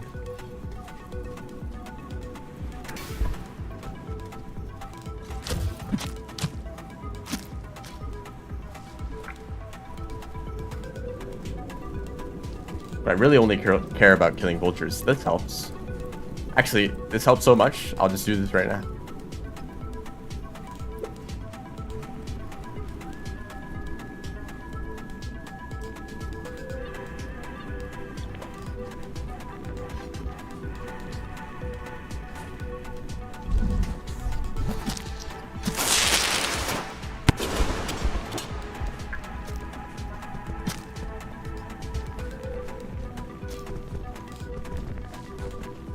Okay, thank you, and goodbye.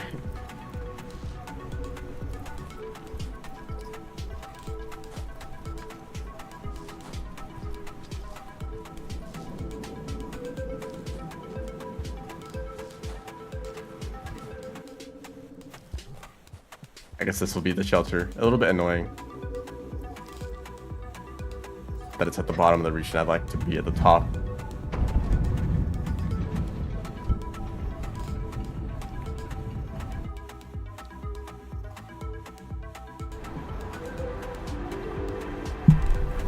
Oh, I got the other points goal. Actually, that makes sense. It's not that much higher than the cycle points. There's a few other bingos I could get. That's the Wanderer Passage. That's not gonna happen. So I can get Dragon Slayer, Arena Unlock, and then just dodge the Leviathan. This is actually really easy. I'm aiming for the diagonal one. So I need like 3 more masks, and then trade an item from a scavenger merchant to another scavenger merchant. Honestly, this one might actually just be better. Kill a few lizards, and then go to like Shoreline.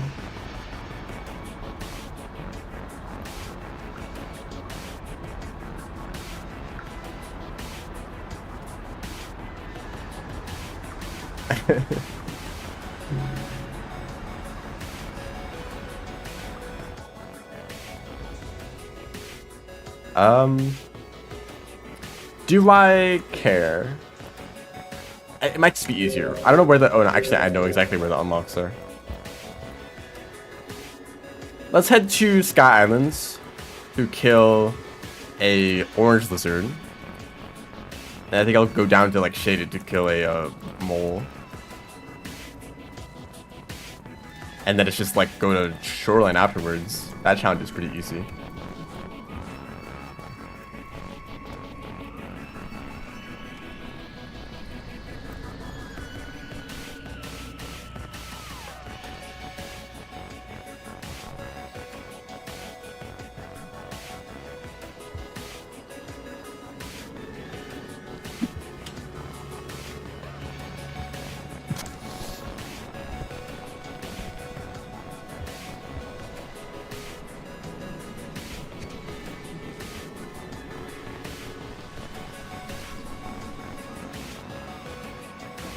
I'm not really keeping track of what lizards I've killed. I think like a blue and a cyan and a caramel. Okay, that's a pink lizard. I think I'll also try to get this white. While he's a little bit distracted right now. Oops, I didn't mean to fall. Don't run away. Thank you. Also, I will eat you. Centowing. Yeah, I guess I'll hold on to the electric spear for as long as I can.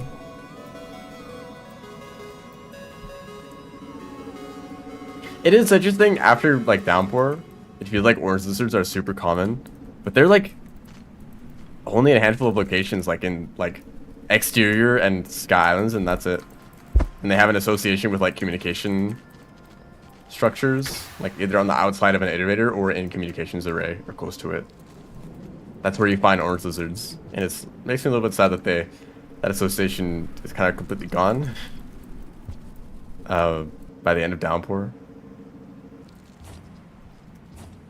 They're just everywhere, even in like shoreline. Like, what are they doing in shoreline?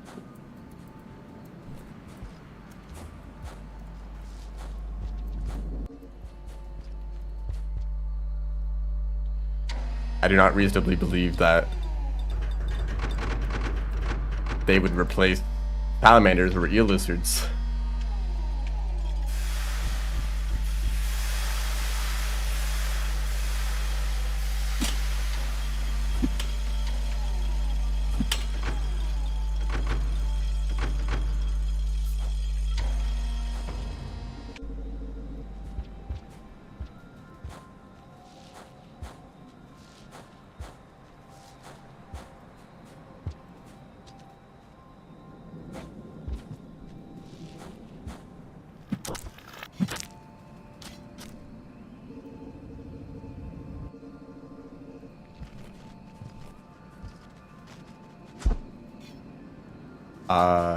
Goodbye.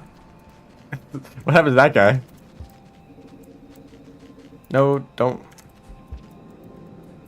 This is not the easiest orange lizard to kill. They're all just running away.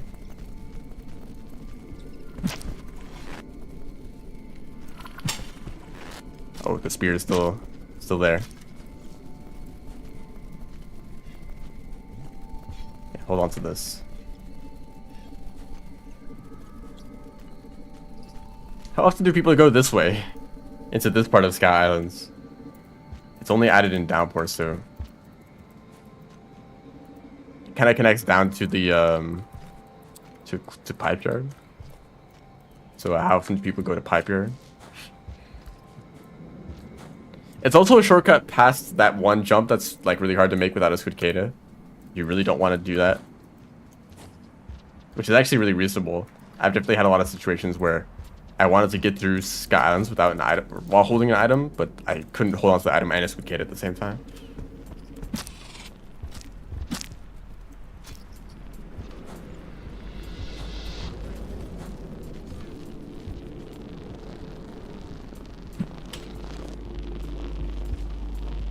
Is there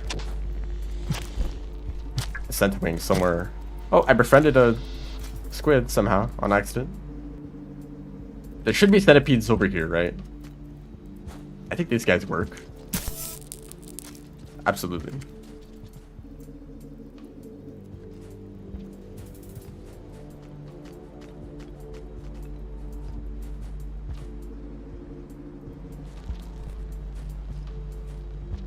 I also totally forgot to get that unlock in Chimney.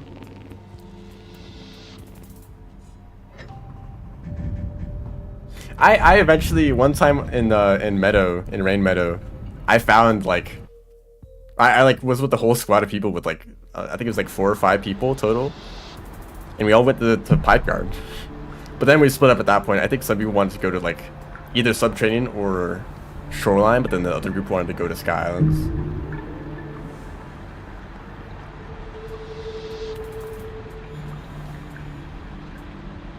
What a mess of a board. Half of these goals I completed accidentally.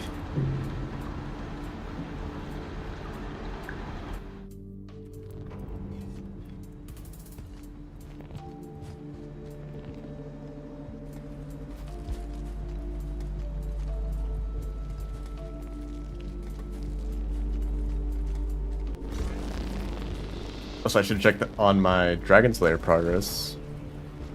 Nice lag spike. I guess I can go to like outskirts and kill a green lizard or something. I don't know if I need a mole.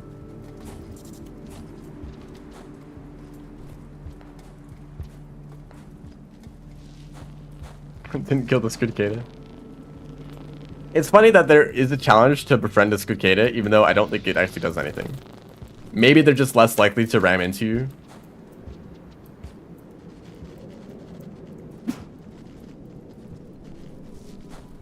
I think that's like the only difference that like Squidcada repetition has.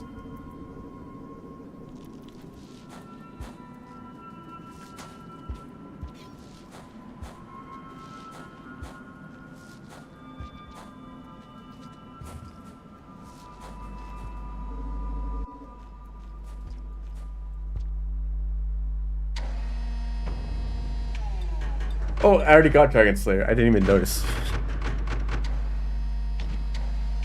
That's why I went to Sky Islands to get the orange lizard, and it was enough to count.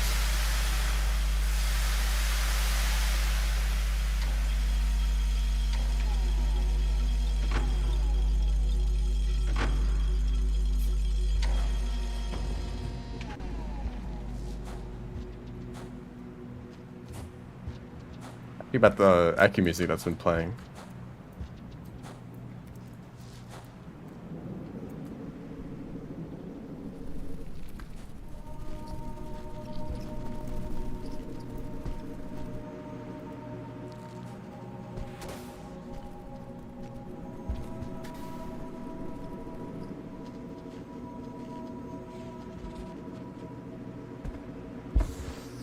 Vulture.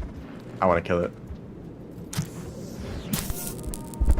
Oh, it's gonna fall down here. That's annoying. Oh, okay. I guess I killed it, but goodbye electric sphere. They really like pachinko'd their way down that whole room. I didn't even think I got kill credit for that because it took so long for them to fall. I guess I need food. Goodbye spear. They're not even dead yet. Took a while.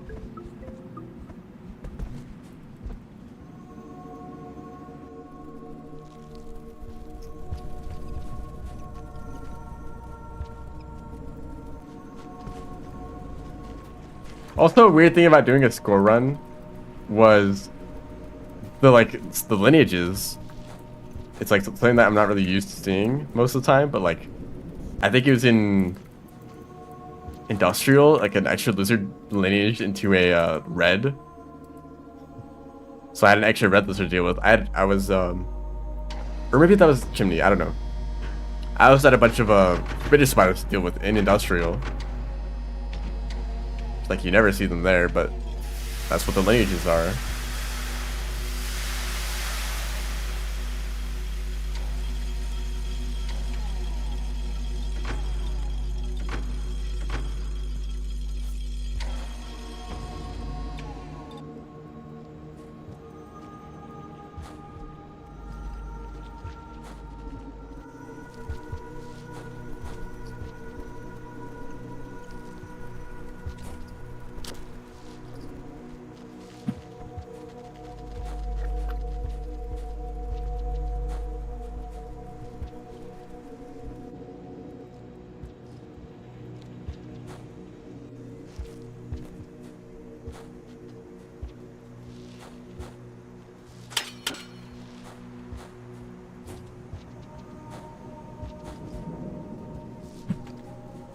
Ah.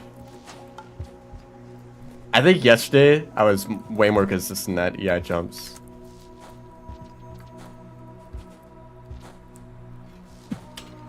Like that was better. Karma, okay. I think that there's a point where if I feel like I'm doing well, I just assume I'm at max karma. I don't even really think about it.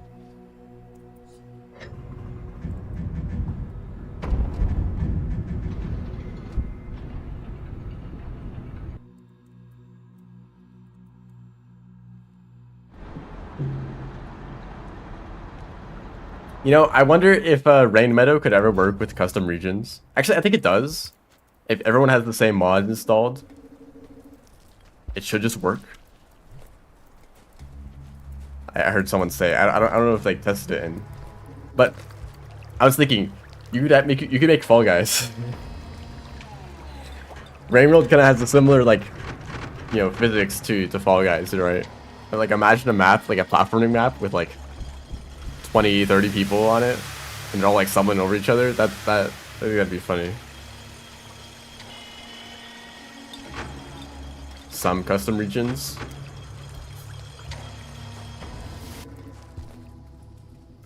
Well, if it was just a map that was like just terrain and nothing else, I don't think that'd be that complicated, and also no creatures.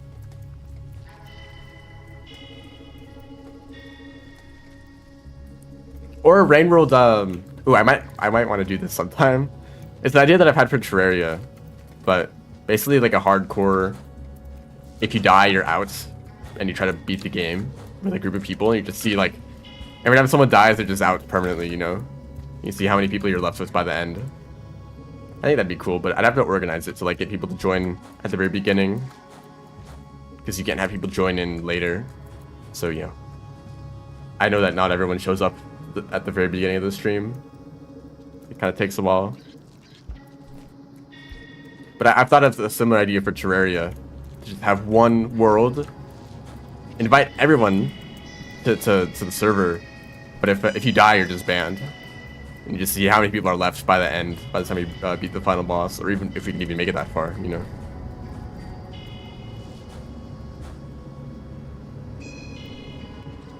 I just think those kinds of games are just like really fascinating.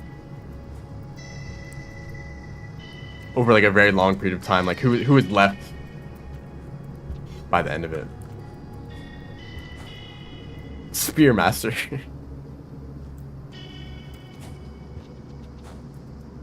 This is explosive spear, by the way, if you can't see it. I know it's a bit dark.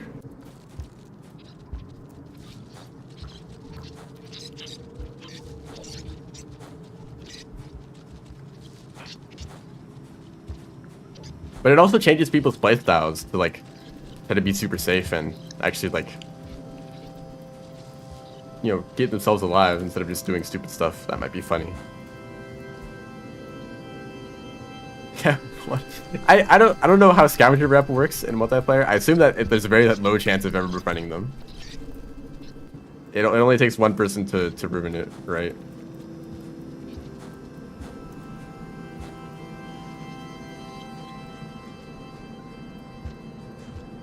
Oh, that was a spider.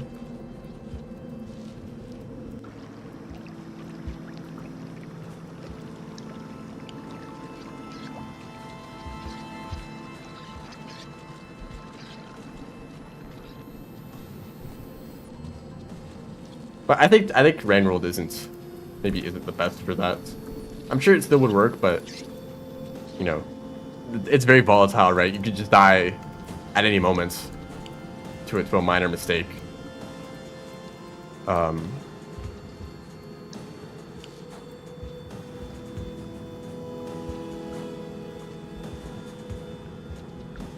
also in Terraria, you have like, you know, you can be building stuff. You don't have to like risk yourself. You don't have to put yourself in risky situations, but also there's like boss fights that you still have to deal with. And you ideally want to contribute to the group in a boss fight and not just leave it to one person. Or maybe if you have one person who's like really tanky, just leave it for them to deal with. But there is HP scaling, so it would take a long time for them. Terraria is a lot easier. I don't actually think so. If you're in expert mode, it's like, you know, some of the boss fights with a large group of people, they have a lot of health. The fight is not over instantly. You can very easily die during especially some of like the hard mode boss fights. Queen Bee. One person goes into the dungeon, summons the dungeon guardian, everyone dies.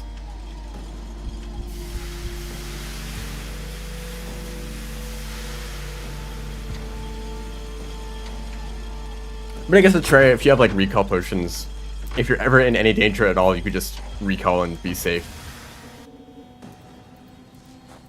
But in Terraria, it's like, or in Rain World, it's like you just like slip and fall and die instantly, or a dropkick just kills you, or a lizard just kills you in one bite, you know. Although I assume that everyone else would try to save you. You wouldn't just let people die unless it was a competition, I guess. That's a bit cruel. I forgot again. Okay, I'll pass this back.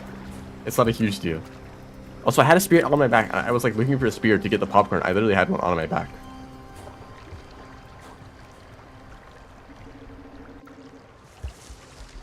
So like some of the newer bullet hell bosses. I've talked about this a lot before when I played Terraria. The Empress of Light is a bullet hell boss, and I really enjoy that fight. It's like one of my favorite in the whole game. The Moonlord, however, is like my least favorite boss in the whole game. I hate that boss. And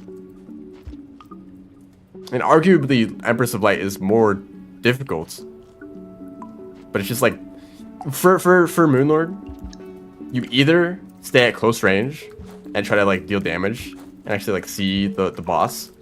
But then you just get hit by random projectiles everywhere. It's like such a mess. It's really hard to avoid everything that's going on. So you're probably going to get hit by some random projectile at some point, and they all do like 200 damage, or yeah, it's an exaggeration. Everything does very high damage, especially in expert mode. So you probably die very quickly. So the real strategy is just to run away. Keep the boss off screen at all times. Just like keep track of the death laser, and then that's it. Like none of the projectiles can hit you if you're just running away. And you just like, you know, shoot at them from a distance. That's how you defeat the boss. And it's like the most boring thing ever. It's either like such a chaotic mess that you can't dodge anything and you die very quickly, or you just run away and it's super boring. Empress of Light has very good tracking, so it's really hard to run away. But if you stay, well, I guess you don't want to stand still, but if you stay in one area and you actually purposely like try to dodge the attacks, it's like not that hard to dodge. It's like actually like reasonable because the attacks are well designed for the most part. Actually, I don't think there are any like really problematic attacks. Most of them are like not that bad to dodge if you're paying attention and also memorize the attacks. Actually, I'm right here. I'm just gonna grab a jetfish. Queen Bee, I'm a big fan of that boss fight.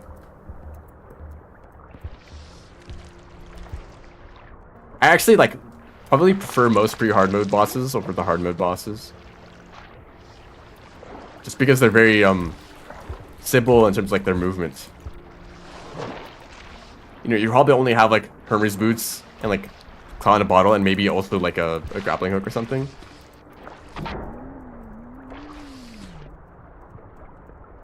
That really didn't count. What? Okay. I guess I should have done that quicker. Like, Eye of Cthulhu, every single Terraria mod wants to replace Eye of Cthulhu because they're boring, but I actually really like the boss. They're so simple, but they're also like, I don't know, they feel like an early game boss. And they do that job really well. Just having simple patterns that you have to like be prepared for, you know.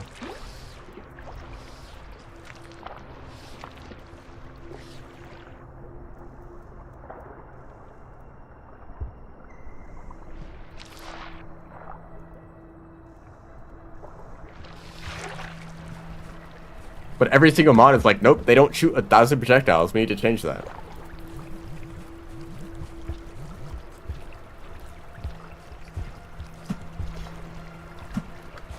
Come back. Oh, thank you. They actually came back. Thank you, camera transition. That really let me make an informed decision there. Skeletron Prime, I mean, they are just kind of a mess of projectiles.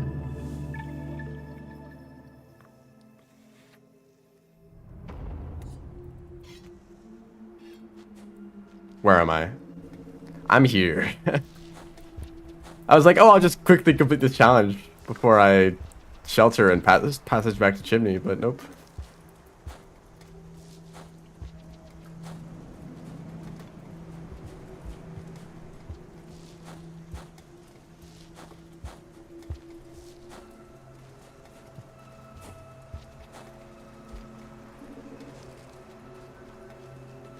Yeah, I think most of the hard mode bosses are just kind of more projectile spam. Like Destroyer is a huge worm, and it just shoots a trillion lasers at you. Not the boss.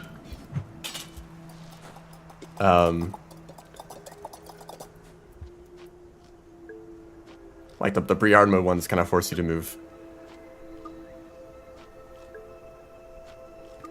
It's more about like dodge this big like charging attack that's like really easy to see coming.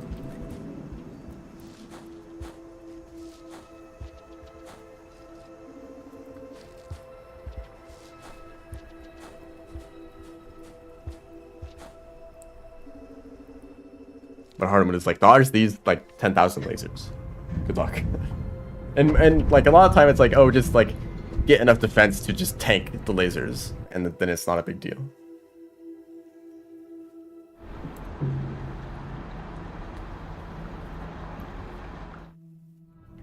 And like Duke Fishon I also really like, because they are also like movement focused.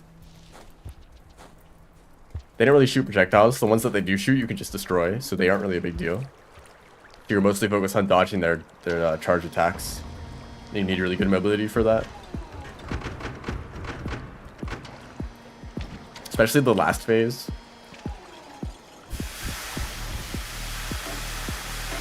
Cool until the third phase. I think the third phase is the best part. Very like fast reactions to the like where they are and which direction you need to move in.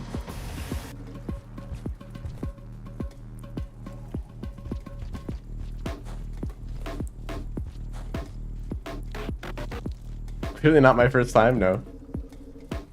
Playing Rain World? Yeah, I've played this game a bit.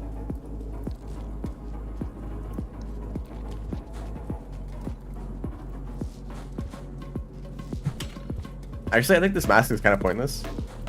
Yeah, there's like, I might run into a salamander, but probably not. You dodge if you can't see it. Look for the eyes, because I think its eyes are glowing at that point.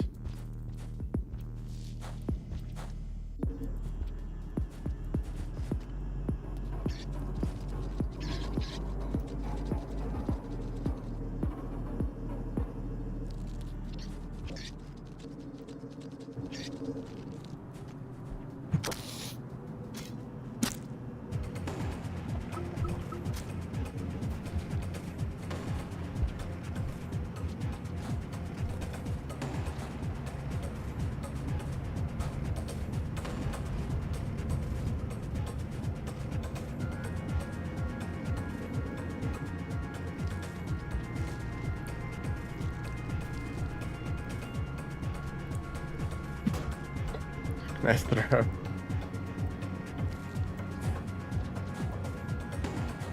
All movement tech? That's really impressive. There's like 40 pages of movement tech.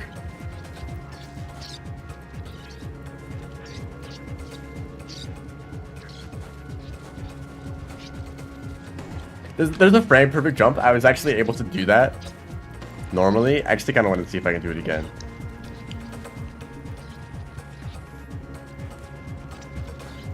Yeah, 80 pages, and it's outdated. So there might actually be more if it was added. Oops.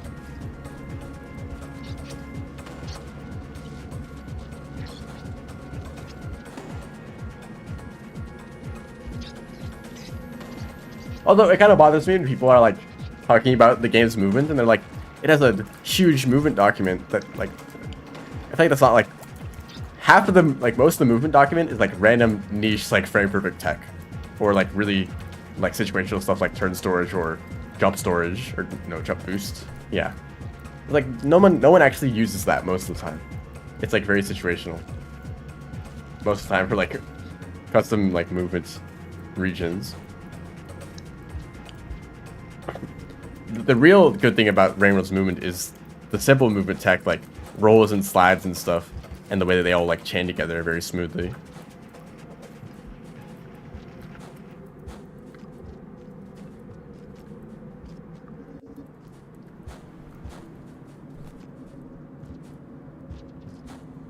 Shouts to the ceiling slide. I actually love doing that. If you're ever in those tunnels in the shoreline, make sure to do the slide on the ceiling. Very important.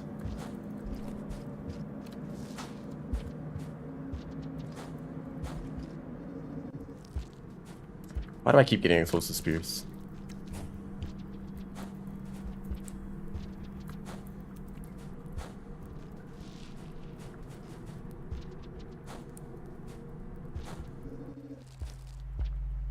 Okay, I should definitely shelter here, because if I die, I'll have to farm karma again. I think this will be the last bingo. Yeah, I'll finish this up and that'll be it. So it'll be a little bit of a shorter stream.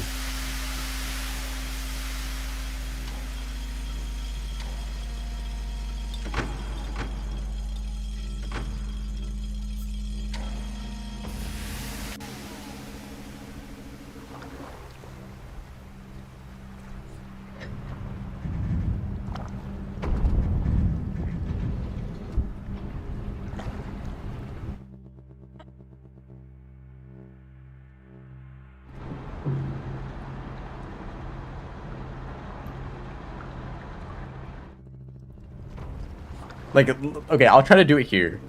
When you do a slide pounce, you have to wait a little bit before you can actually do the pounce. Like, slide pounce, right? If you try to jump immediately, you just kind of do this like weird hop. But if you jump on the very first frame of the slide, you can do the pounce instantly.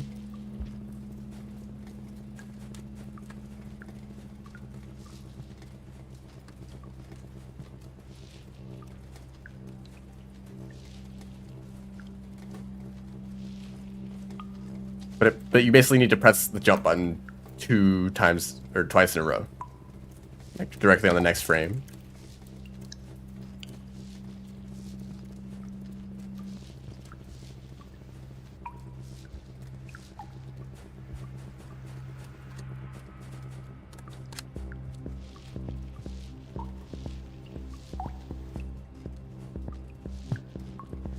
I've done it in the depths because time is slower. And the timing is way easier. Oh, that was it. That was it. I did it.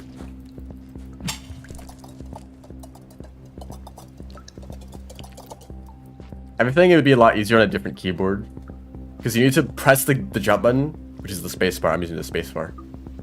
Press it and then release it fully and press it again. I think on some keyboards that'd be a lot easier to do.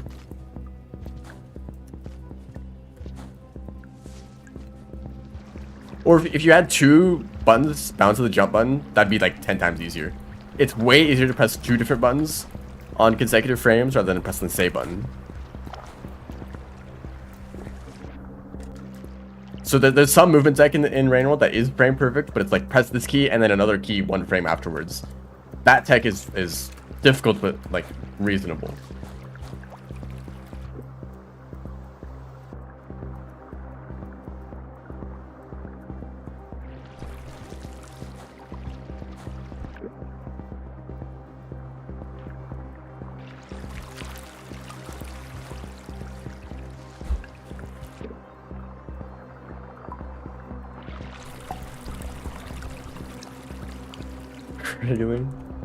Yeah, I gotta swim faster, you know.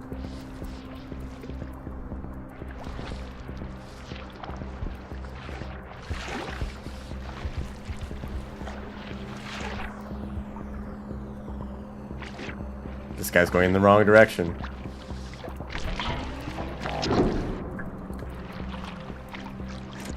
I was holding on to that guy for a second.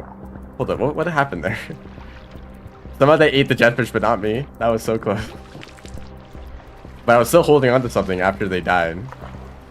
So I think that was either the jetfish that I was holding on to before it got fully deleted, or I was like holding on to the Leviathan somehow. But that did complete the challenge.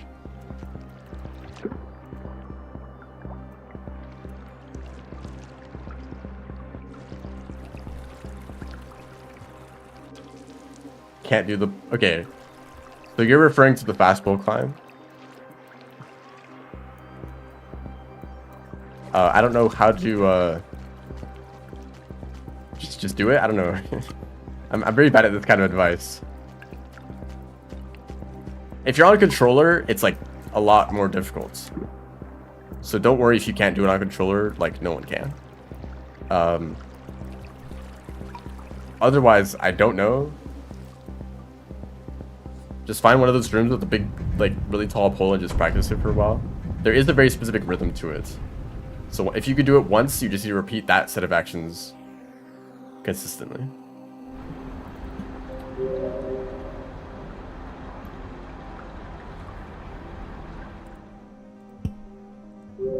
So it's funny, in Rain World, oh, it crashed. Of course it crashed. I hope I still have my passage. If I don't, I'm just gonna end the stream. But it's funny that I in Rain World, I like to say that I really like that it has no fast travel, even though it does. I think that maybe if Rain World had no fast travel, it would be better. Because I really like the fact that it has such a huge world, and that it actually feels like a huge world, because it takes so long to travel anywhere. If you're over in, you know, Shoreline and you want to get to Sky Islands, that's like multiple regions you need to just run through to get there. And you know that, oh, I'm far away from Sky Islands, right? And if you ever want to like plan stuff specifically, you need to keep count or keep track of like the distance. Be like, I'm not going to be able to return to Sky Islands soon because it's so far away, right? And it actually makes the world feel really big. I don't have the passage. It ate my passage. Oh well.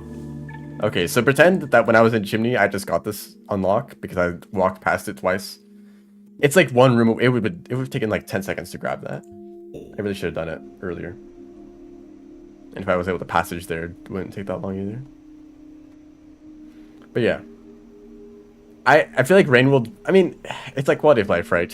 It's nice to have fast travel as an option, and it costs a passage, which you have a limited supply of, and they're quite hard to get, so I guess that's fair.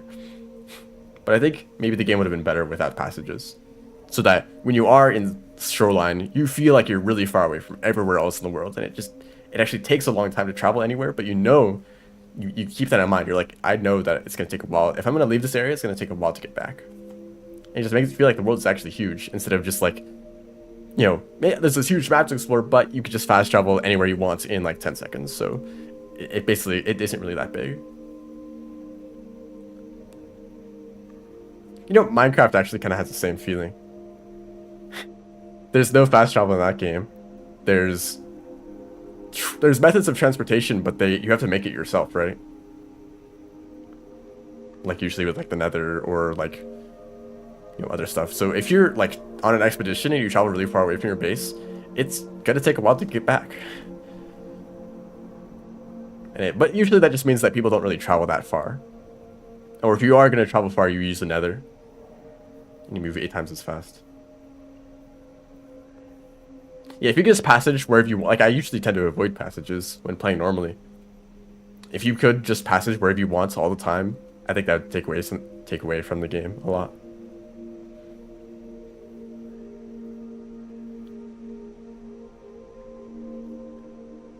Anyway, that's gonna be the end of the stream.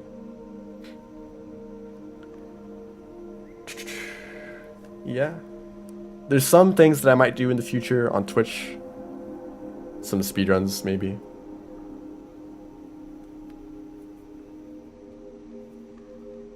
Some other things too. So yeah, thanks everyone for watching. See ya.